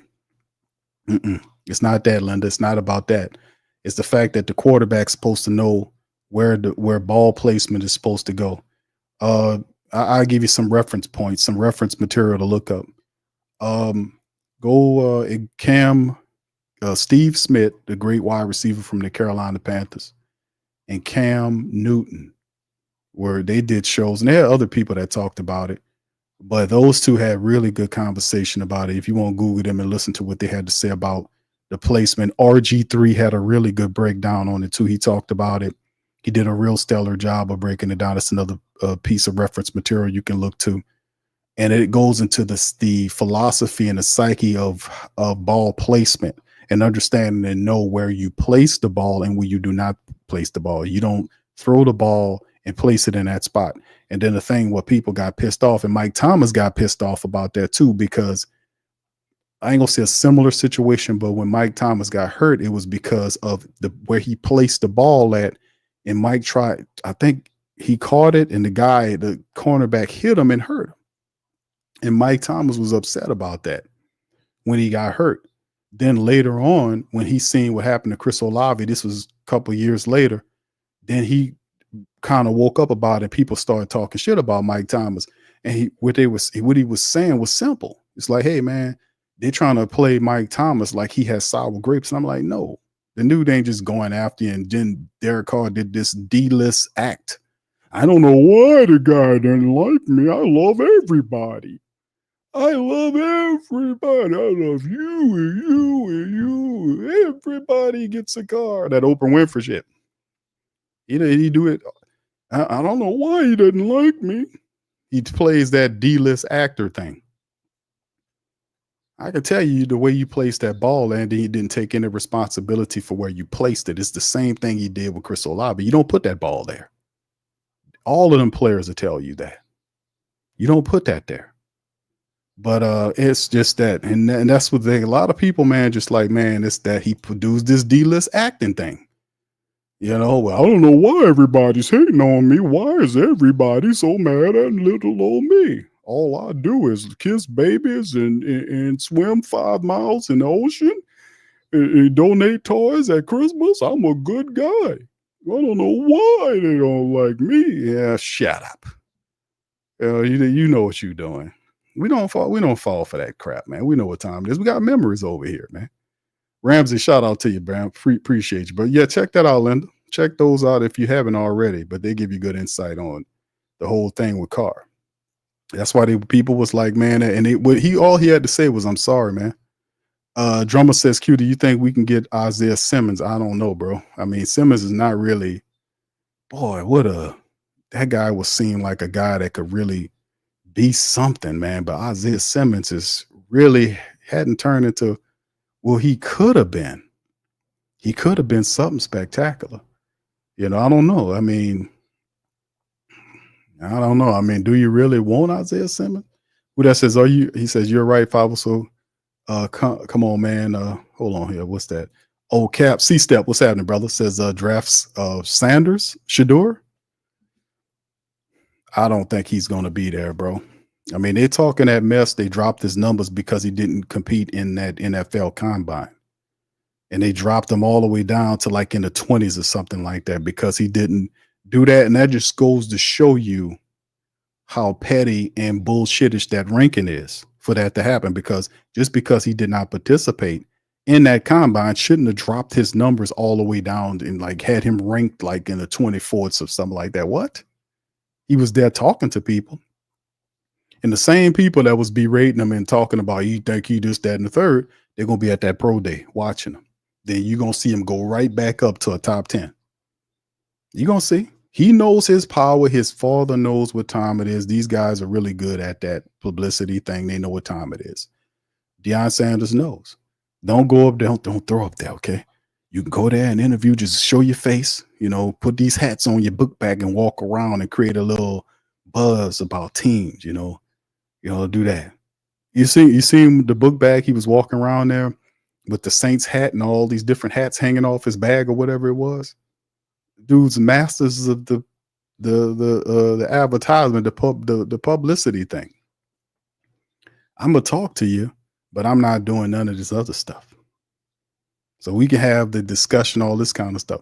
But if you want to see me throw and all this, you come to my pro day at Colorado. Everybody and his mama who's a scout gonna show up to that pro day to watch him throw. And he'll be right back up there at the top 5 or 6. Watch. You're gonna see. And then that'll create something. So if is Shador at 9, I say hell no, he's not at 9. Not with all they got quarterback needy teams. And you got a guy like him. The guy's good. He's not a flash in the pan type, but this dude, he did 4 years of that. He did 2 at Jackson State, unbelievable numbers, and 2 at Colorado. He had 4 years of very high production and a ton of tape. He got more than enough visual or video resume that they can look at and break down. They got plenty. He knows that. He knows it. And him and Cam Ward. Now they're going to put Cam and say, okay, Cam's the better of the quarterback. Cam is good too. But like I said, man, at the end of the day, it's a 2 quarterback top class right now. And the rest of the guys are, day 2 guys.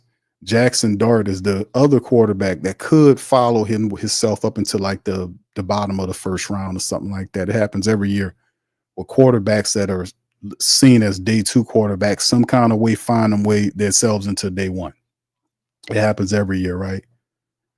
I wouldn't be surprised. Don't be surprised if the Saints don't get Jackson Dart. If he's available in the second round, don't be surprised the Saints don't pick up on him. Or a guy like Quinn Ewers from Texas. And a guy that I like a lot is McCord from Syracuse. A lot of people, that guy led college. He had over 4,700 yards last year. He led college in passing yards and other things. McCord from Syracuse, he came from Ohio State. He transferred over from Ohio State. The dude could play. He is just not as athletic, but he's accurate. He's really smart. We talked about that. Shout out to my dog, KT. We covered that. Okay, this is a Mad Drummer. Did you clean it up? He says, do you think Loomis got his taxes? Because he need to put it back into the cap. I don't know, brother. He probably did, man. But he using her money. He using her money. All right, Foul Focus is Q. Does Mason Taylor fall to, yes. How did I forget Mason Taylor? I talked about all these damn tight ends. I talked about all the Tyler Warren from Penn State, No particular order. Gunnar Helm from Texas, the kid from Miami, with Lovelace from Michigan, Mason Taylor from LSU. How can I leave out Mason? It's a lot of them, man. So does Mason Taylor fall to the second round? If so, do we take him? Mason Taylor is going to be available in the second round. He definitely going to be there in the second round. You know, some people believe he'll be there in the third. But this draft has every tight end that you could possibly want. Like, but if the Saints, you know, feel their offensive lead, they bring in Mekhi Becton and put him on the line, and they fix their offensive, you know, that type of stuff. And then you go into the draft, and Tyler Warren's at 9, and you already took care of your line issues in free agency. Dude, take Tyler Warren, man. The last fantastic tight end we had was Jimmy Graham. That was all those years ago. This guy is different. That Tyler Warren guy is different. He is different, man. He's different. He's not just a tight end. He has different applications to his game. The guy is special. He's special. He's ready to play right now. He's ready to help right now. He changes your offense. Look, I'm not comparing him to the Raiders tight end or the tight end from the Detroit Lions or Kittle or any of these or Kelsey or any of these other fantastic tight ends. But look what they do for your offense when you have game-breaking guys like that. Who, no matter who the quarterback is, they will love to have that if you satisfy your offensive line needs via free agency. Jesse says, what up, Q? Do you see the Saints drafting Etienne, the running back from whatchamacallit, as a, I don't know, bro. Possibly later on in the draft, because the Saints right now they got rid of Mr. Pokemon. They put Jamal Williams in the street, right? he managed his damn cats and his Pokemons cards. He didn't put them in the street. So with that being said, the Saints have a Alvin Kamara who turns. When does Elvin turn 30? He turns, I think it's in July. I think it's either June or July. I want to say it's somewhere in that time frame where he turns. It's later on in the year. But anyway, he turns 30 this year. So you're going to have Elvin Kamara, 30 years old. You got a Kendre Miller who's brimming with potential, but he can't stay healthy. And then behind him, you got a few other guys. But, you know, they're mostly undrafted, unproven guys. Jordan Mims is there. But if you're Kellen Moore, you're looking at a older and good Alvin and a unproven Kendre Miller, and you're saying, yeah, we can definitely use some help there. But, you know, that's later on in the draft. And this is a draft that's loaded with them type of guys. This draft is loaded with running backs too. I mean, this draft have all of more, any kind of running back that you want, they got it. I mean, they got some really good ones. Giddens is another dude. That's a bunch of really good running backs that'll be available. The kid from North Carolina, who is just phenomenal. The guy from and there's quite a few of them. I think he probably going to be going in the second round or somewhere up in there. But they have a lot of running backs. Whatever your style is, the north-south thumper, the kid from Iowa, that guy's a north-south power back. You know, you're going to have your picks and chooses in day 3 for those type of running backs. The draft is loaded with those guys. So, yeah, whether Etienne's the guy or not, it depends on what you're trying to do offensively speaking. So, that should be something that they definitely look at, being that the game done changed. All right, who that daddy says, I think that Will Campbell's going to slide down to us. If Campbell slides to the Saints, you pick him. I know KT, my dog KT might not agree with me on that. But listen, if Will Campbell slides to you at number 9, you take him. You take him and you put him at, well, Tolly's at, would you move Tolly? Would you move Tolly for Campbell? Oh, man, that was a good problem to have. You know, regardless, those will be your bookends. Well, Will Campbell and Tolly, and you kick Trevor to left guard. That's what you do. And the Saints will have 4 first-round draft pick offensive linemen there and a second-round draft pick center, which is McCoy. So, yeah, if you got Campbell there, dude, you kick Penning inside to that guard position and you begin again. That's what I like. Thank you. Who that data says, Head Trump says, do Mickey Loomis get a pass if they have a winning season? Oh, hold on now, man. Hold on now. Head drama. Hold on now, man. Do I get a pass, Q? God damn it. Hold on. You guys are, hold on now. Do I get a pass if we win? No, you ain't going to get a pass. You win 1 year with a Mickey. No, you don't get a pass after 1 year and you fail for 4. No, we're not that easy. We're not that easy. You know?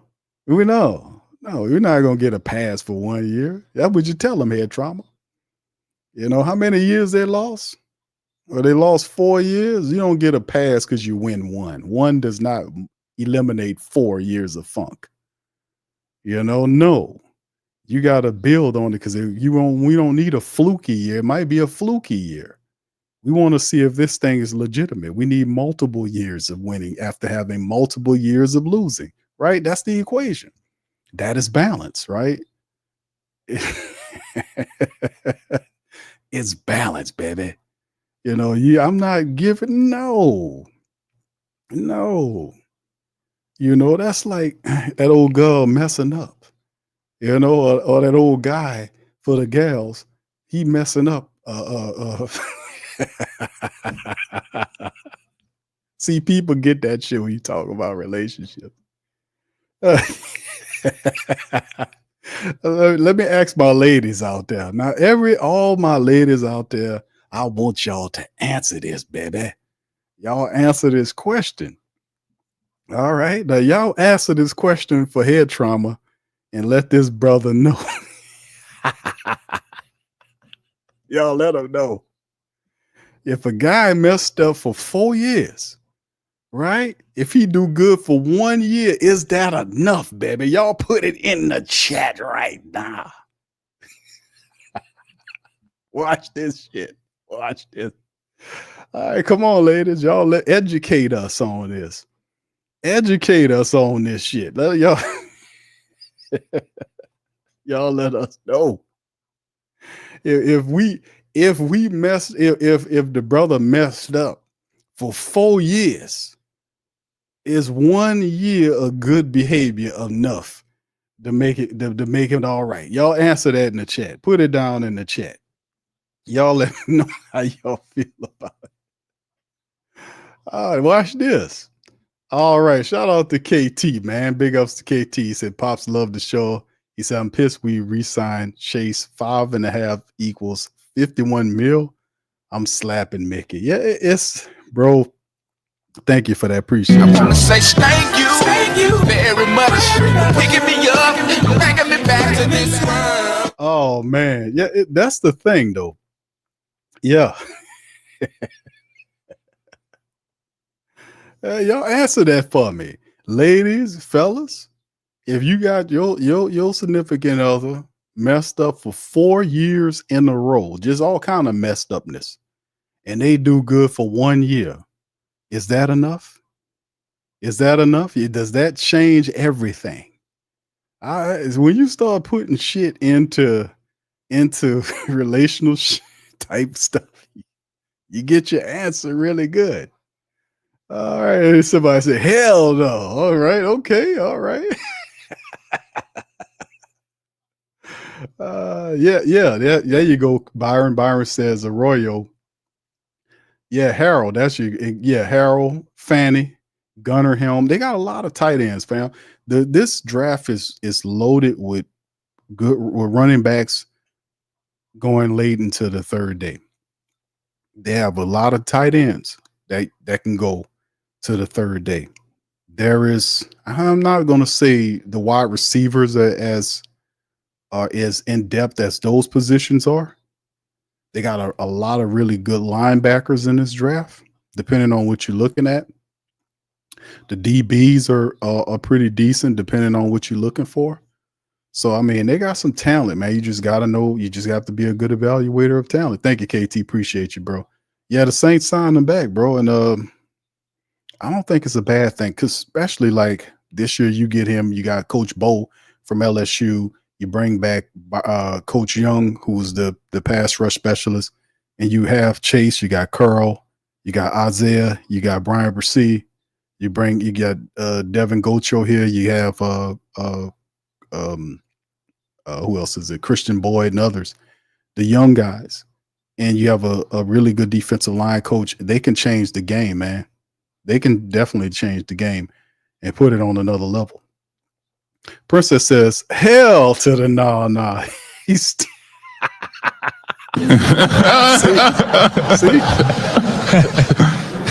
All right. Yeah. Maul says, Q, no, bro, that's not enough. Right. Yes, that's the point. The point is, LM says, his wife says no. Yes, indeed. Yes, indeed. If the dude, Joseph says not enough, Q. Nah, that ain't enough, brother. Not enough, brother. Nah. See, that's the whole point. If you got somebody messed up for 4 years and then they do good 1 year and you thinking that's gonna be all right, no. Hell, you gonna have to do that 4, and depending on how bad you were, you might have to do extra couple on top of that. You heard that? You heard me? Just keeping it all the way funky with you. Who that daddy says, hello, my wife just said no. Let the women speak. They gonna tell you, like, hell no. You messed up for 4 years and then you want me to 1 year, and you good? Fam, do you understand what happens if she let that happen? You hear what I just said? Come on, ladies. Y'all got to talk up here. I'm talking up for y'all. Y'all got to help me out now. Y'all got to back me up in the chat. Where the ladies at? Y'all talk. I'm talking. Y'all got to back me up in this chat.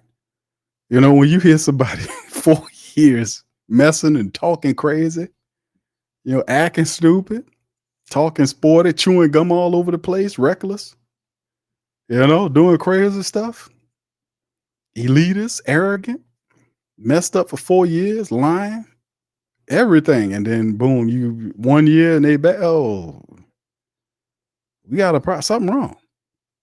Let me tell you that if she said that's fine for 1 year, you need to look at yourself in the mirror and say, hold on now, what's going on here?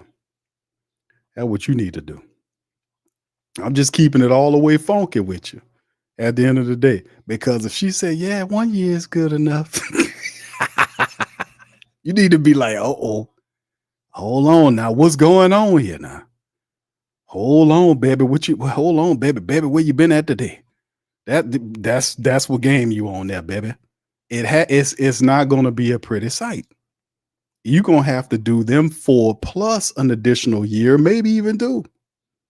And you better have your pocketbook out because it's going to cost you everything and then some, baby, to get it right, depending on how bad you are. So yeah, I equate that. When I use that, I say, see how that look? So anytime they come at you like, yeah, 1 year erase all the 4. No, it don't.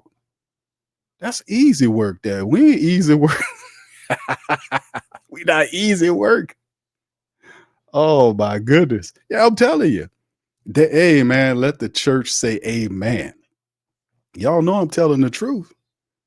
If she said, yeah, baby, that's okay. Yeah, 1 year is good enough. You be like, what did you say? You got to raise up the glasses on it like.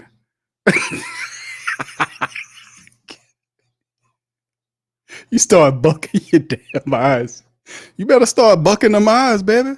Baby, if she say 1 year is good and you messed up for 4 years and 1 year was good enough, baby, you better start bucking eyes in every damn thing, baby. You better start bucking eyes in every damn thing because it's going down, baby. Let me tell you something. Let the church say amen. I'm just saying all the way. I'm keeping it real. Farouk says, Q, what if Johnson is available at 9? Bro, I know Farouk, bro. Yeah, and we could use that help too. We could use that help. That's what I'm saying about the Saints. A lot of people just buy into the draft the best player available according to your draft board philosophy because the Saints have a lot of needs. But all of this will be worked out, man, when we go through free agency. That's why free agency is first, and it comes after the draft. So at some point, we're going to have to, address some of these needs. Now you see the corner, they try to go for a cornerback today. I think they'll still try to see if they can find somebody else to pair with Alontae Taylor and Kool-Aid McKinstry.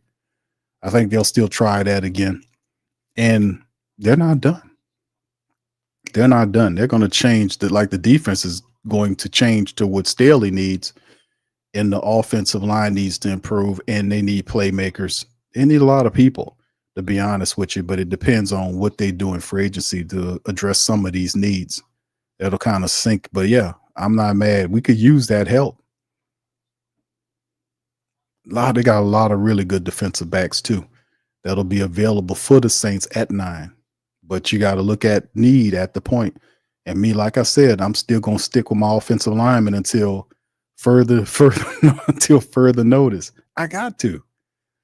Like Linda said. Linda says you have to have that line. Those lines have to be together.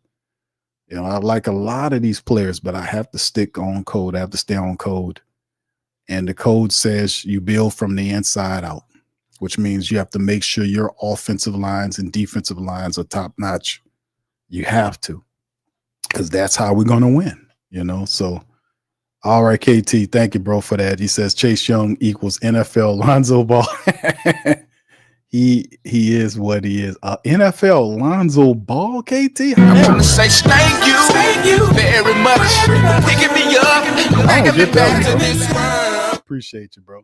How is he Chase? How is he Lonzo Ball, bro? How that work? Jaden says the reason I think Willie Green looked like a bacon wrap sandwich is because I think Willie Green. He said because I think Willie Green. He says he has a stupid face. He looks like a juicy piece of barbecue chicken, and his face looked like a bacon wrap. That's why. Okay, Jaden. Say, brother, are you hungry? Are you hungry over there, Jaden, brother? Did you get something to eat today, brother? Did you know what I'm saying? Because you're making me freaking hungry over here, brother. Barbecue chicken and bacon wraps and all that kind of stuff, brother. Are you hungry? I ain't gonna lie, Willie Green does look. He does have it. The DC and Lex says a very slappable face. I don't know, brother. I don't know, but that is funny though. 504 says, Q, do you think we should have moved on from the Honey Badger? I mean, who you got to replace him? I think Tyrann Mathieu money is not that bad. He still could play. He still can help you. He's not that bad off. Like if they give you money back, what if they restructure? I don't think the Saints going to get beyond him. I never thought Tyrann Mathieu would be a guy the Saints got rid of first. There are other guys that won't fit the scheme that we have. I like Bink Saunders. Like I said, with Nate Shepard and Bink Saunders, to me, should have been gotten rid of. I would have got rid of both of those guys. Once you trade for this guy, I would have gotten rid of with both of those guys. They hadn't really done anything. They hadn't been what we wanted them to be. But Bink is definitely on his way out, man. After Shepard had that restructure. But I think Honey Badger is okay, man. I think he's okay right now. But you definitely need to be looking at the future of seeing if you could pick up some help behind him. We definitely could use some safeties, bro. I mean, right now we have we got a few guys there really outside of your boy that we had. What's his name, man? Our guy that we had there, man. Because Will Harris is a free agent. Will Harris should be a guy that sings back, but outside of Jordan Howden, I mean, you got a bunch of undrafted guys, and we don't know what you're getting out of that. Millard Bradford and JT Gray is not a safety; he's a special teams guy. If he's playing safety for you, you in trouble. So outside of that, the Saints definitely could use a futuristic safety, there as well. I mean, they can definitely use that. They can definitely use some safety help. Like I said, they can use a lot of stuff, man. It's just where we are right now. All right. Anyway, all right. KT says it's a deep O-line class. Yeah, it is too, bro. You're right on that. Yeah. Nick Emorwari at 9. Oh man, KT, you would throw that up there, bro. That dude in the Saints secondary, man. That pretty much means that, yeah, you put him back there for the. Oh my God, you put him back there in the Saints defense. Man, that would change everything for the Saints secondary if you put him back there. What he can do, that guy is unbelievable. If you put him in there, that would be something, KT. I allow you, make me think on that. Max says, why is Chase Young getting paid $20 million a year? Now you got to ask Slick Mickey on that one. Well, hold on, Max. Why the hell not? I gave Derek Carr $150 million, and hold on now. You guys don't be a player hater. Chase Young, he deserved the money, and he was he did well. He's one of the few only players that didn't make fun of my name, and I compensated him. Hold on now. Not a damn thing wrong with it. You know what I'm saying. But it's at the end, Chase Young gets paid. He got broke off, bro. And Mickey says he likes it.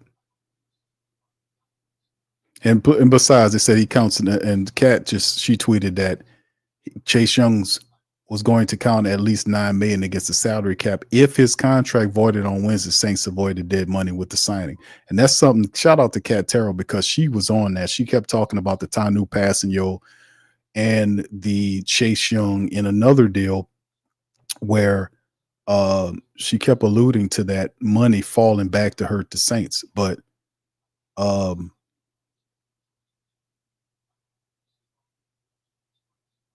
she made a quick tweet about it. She talked about she made a quick little note saying signing a player to a 2-year deal with a $10 million signing bonus, that's $5 million on the cap year, or add 3 voids and that signing bonus counts $2 million a year. But a void essentially equals a release. So if the contract voids, you take on the dead money, which is pretty much what the Saints been doing.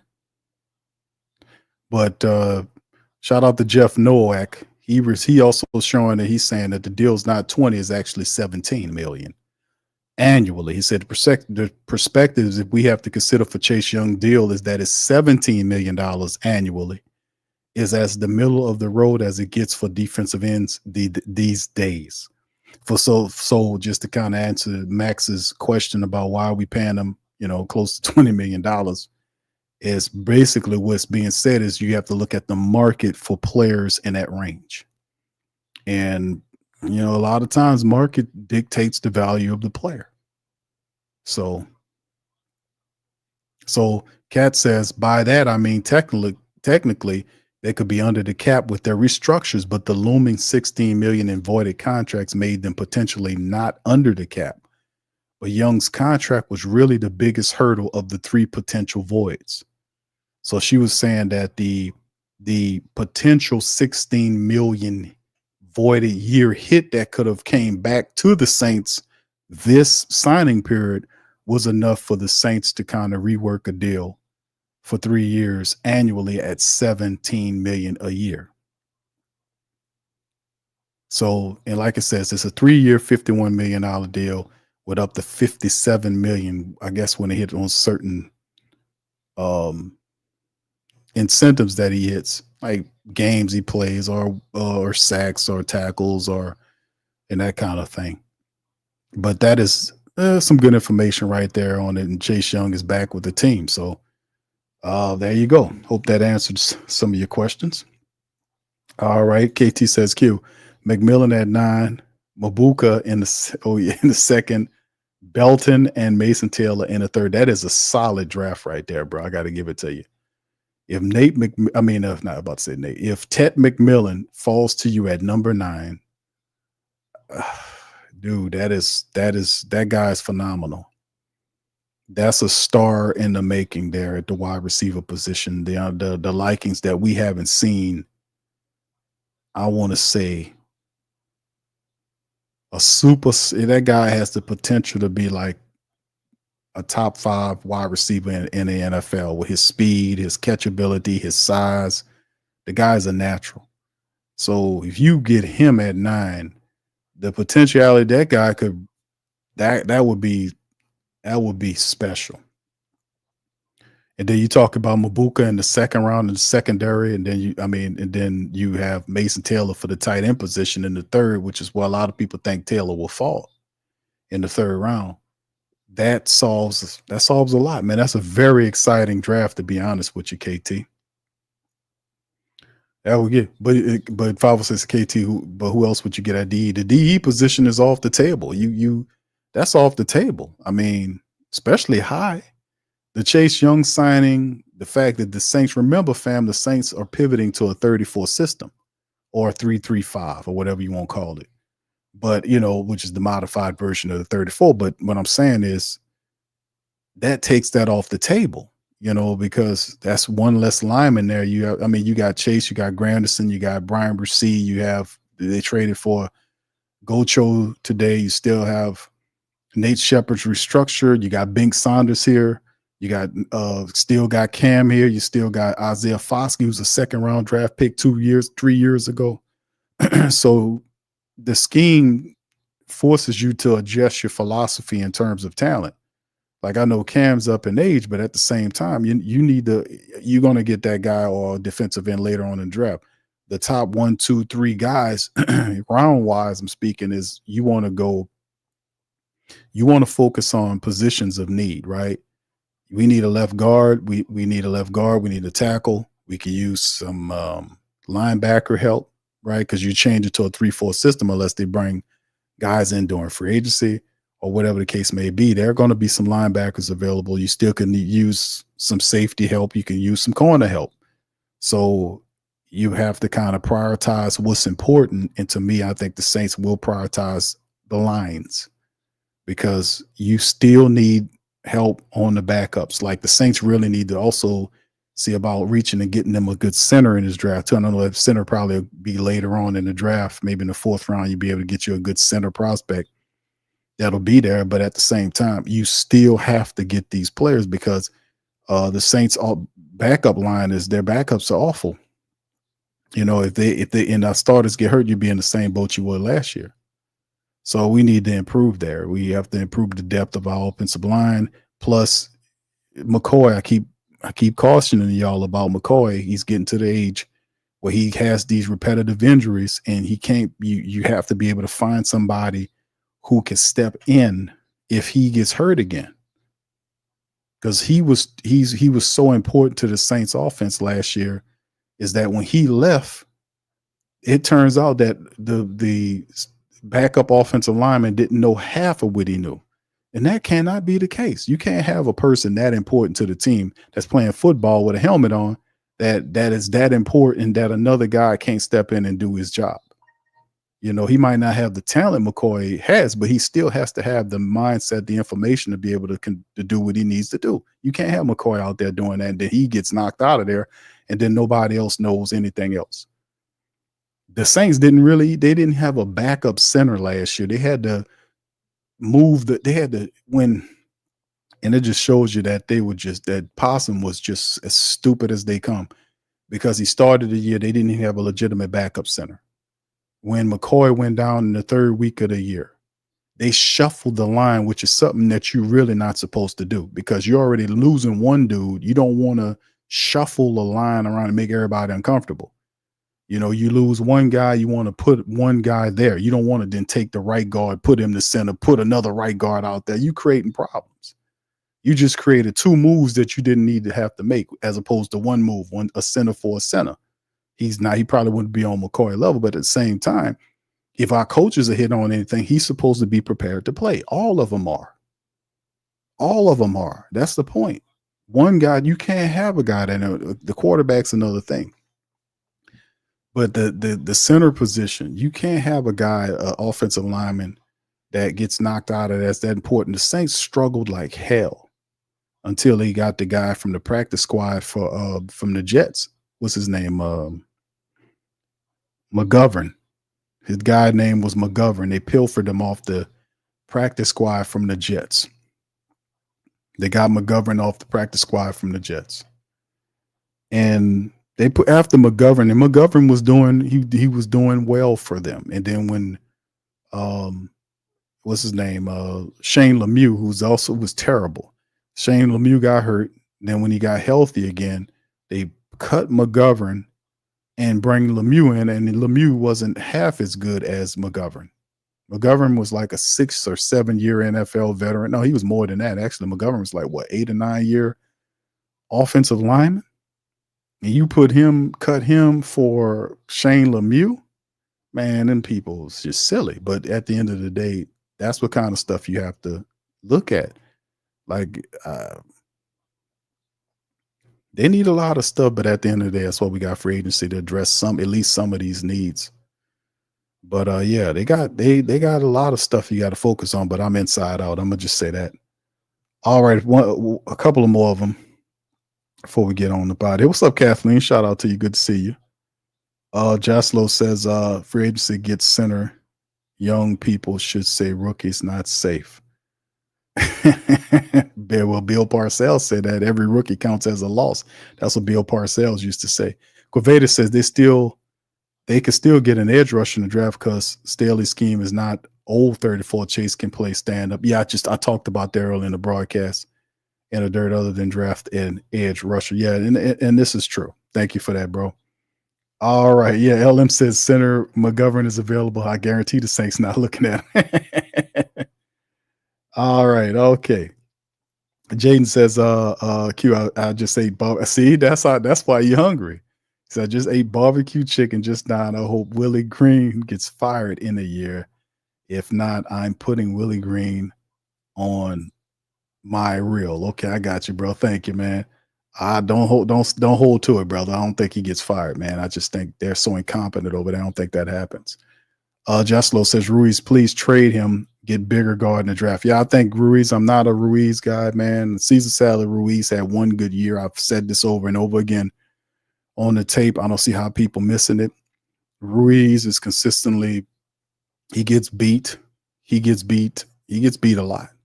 For a guy that has that many reps, he need an offensive lineman that really pushes him. And like I said, he was a good center when he came from Michigan. But when he moved over, remember, he was a center originally when they drafted him, and they converted him to a guard. He had 1 year that was good, that got him paid. The rest of them years have been mediocre years.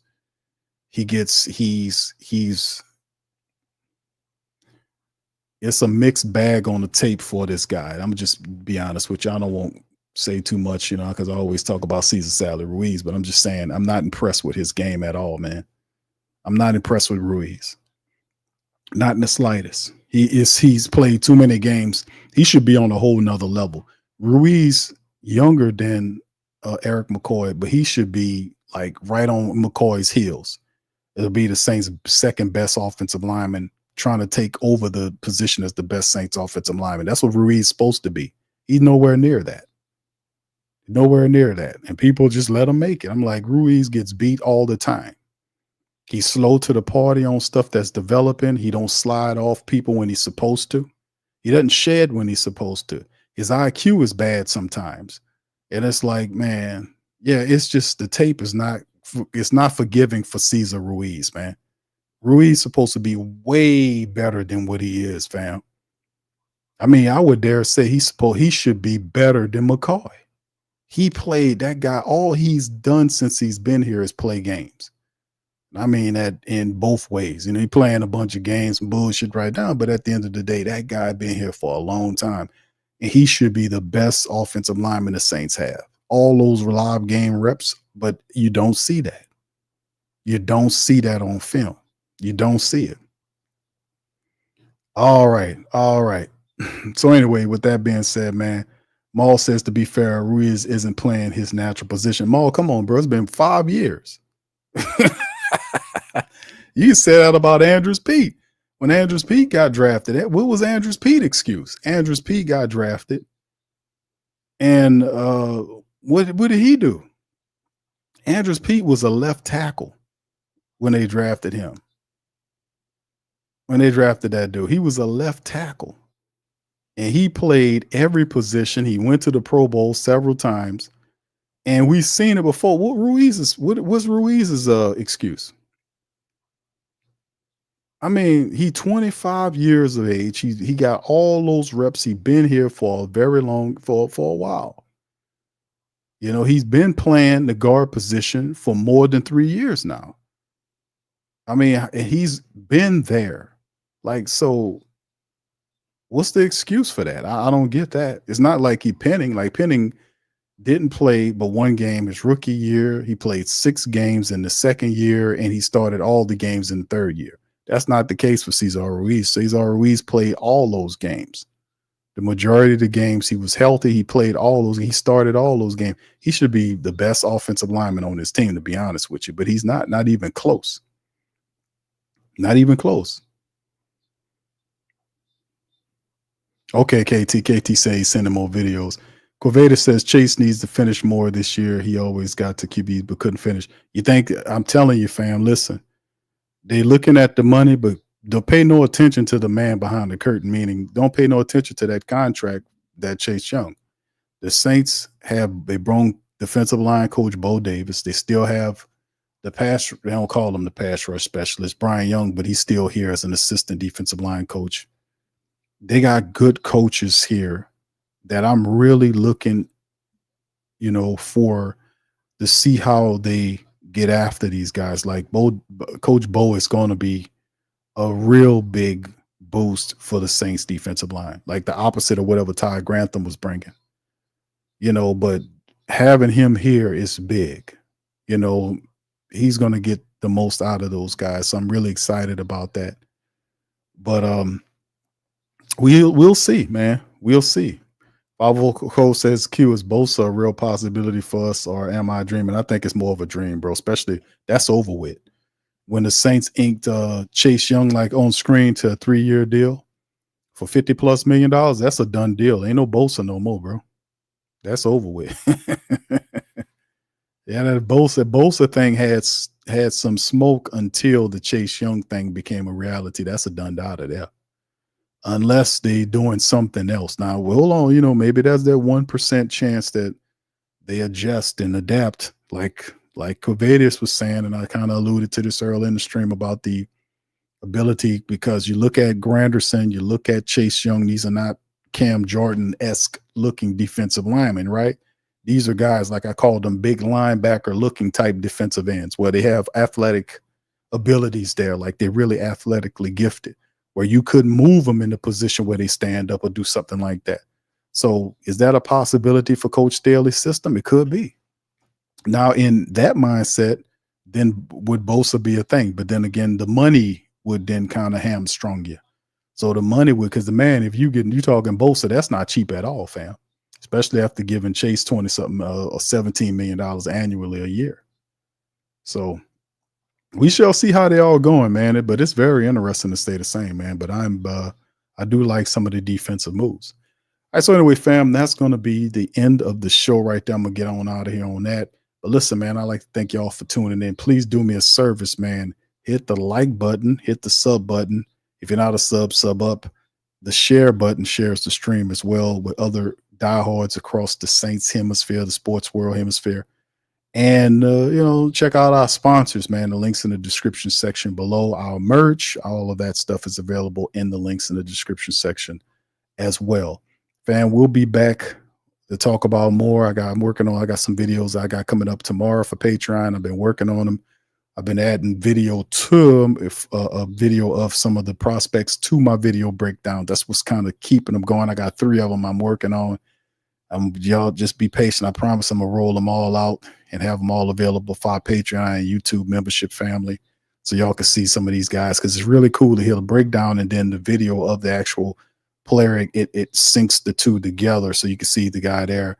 And it's really cool. But I'm still working on all that, man. So I got they'll be rolling out one at a time, and y'all know I'll make them available on YouTube for our YouTube membership and our Patreon family.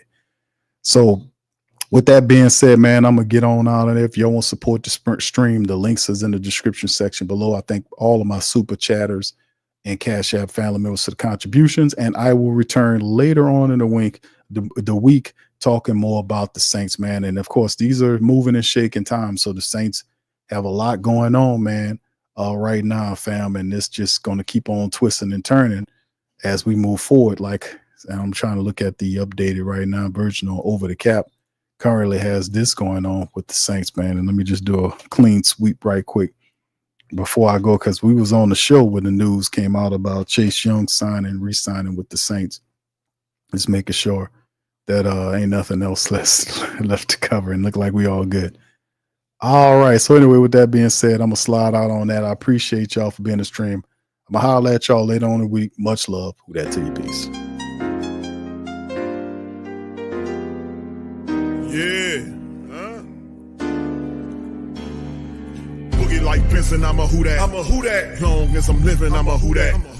Lose or winning, I'm a who that. Sports Coma, yeah, this is where we do that. Where we do that, where we do that, where we do that, where we do that, where we do that. Boogie like Vincent, I'm a who that. I'm a who that. Sports Coma, this is where we do that. Where we do that. Welcome, welcome, welcome. Somebody please better help. Running this thing like elf. I thank God every day I'm not a felt. Go to YouTube Live with Big Q and the guys. If you ain't ride or die, the bandwagon get flipped. Been marching in, that was way for the ring. I was yelling out your shame for the championship. Bucking on town, duck down. Falcons, pluck, get shut down. Panthers ain't much touchdown. The vision really belong to us now. So much hate on the Saints, you could probably tell. Ever since Bounty Gate hit the NFL, when things seem fishy and you probably smell the crooked referees or Roger Goodell. Yeah, probably like this and I'm a who that. Every day I'm living, I'm a who that. Lose or winning, I'm a who that. It's the Sports Coma, this is where we do that. Where we do that, where we do that, where we do that, where we do that, where we do that. Boogie like this and I'm a who that. It's the Sports Coma, this is where we do that. You're listening to the Sports Coma with Big Q and the guys on the PRO Media Network.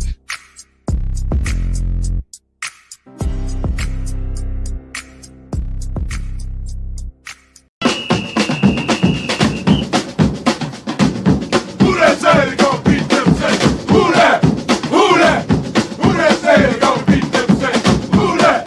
Who that? Who that say they gon' beat them, say who that? Bet Online is the world's most trusted betting platform and your number one source for online betting in 2025. Whether you're a seasoned fan or a first-time bettor, Bet Online is your ultimate game day companion with the largest selection of odds on everything from NBA and college basketball to NHL and UFC. Bet Online continues to be your number one sports betting source for every three-pointer to hat trick. Bet Online has you covered with odds, stats, and more for every game, every play, and every win. Bet Online, the game starts here.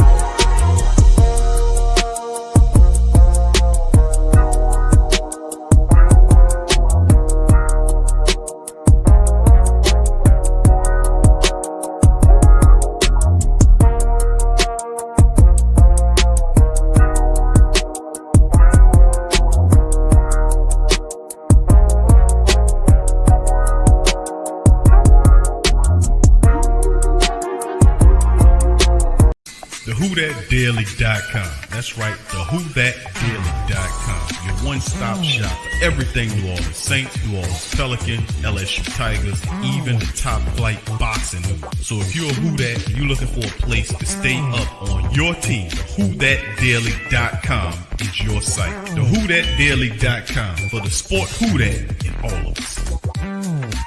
That's right. right, the Pro Shop is the platform store where you can go and buy all the latest merch to support the platform. Available at the Pro Shops, we have dozens of hundreds of products available for you and your family. Unisex tees for men and women, hoodies and sweatshirts, tank tops, kids and baby items, long sleeve tees, mugs, pillows, wall art, bath bedding, face masks, phone cases, stickers, bags, fanny packs, socks, hats, and many other items. Please feel free to check out the Pro Shops. The link is in the description section below. And remember, it helps the platform continue to grow. Check out the Pro Shop and who that too.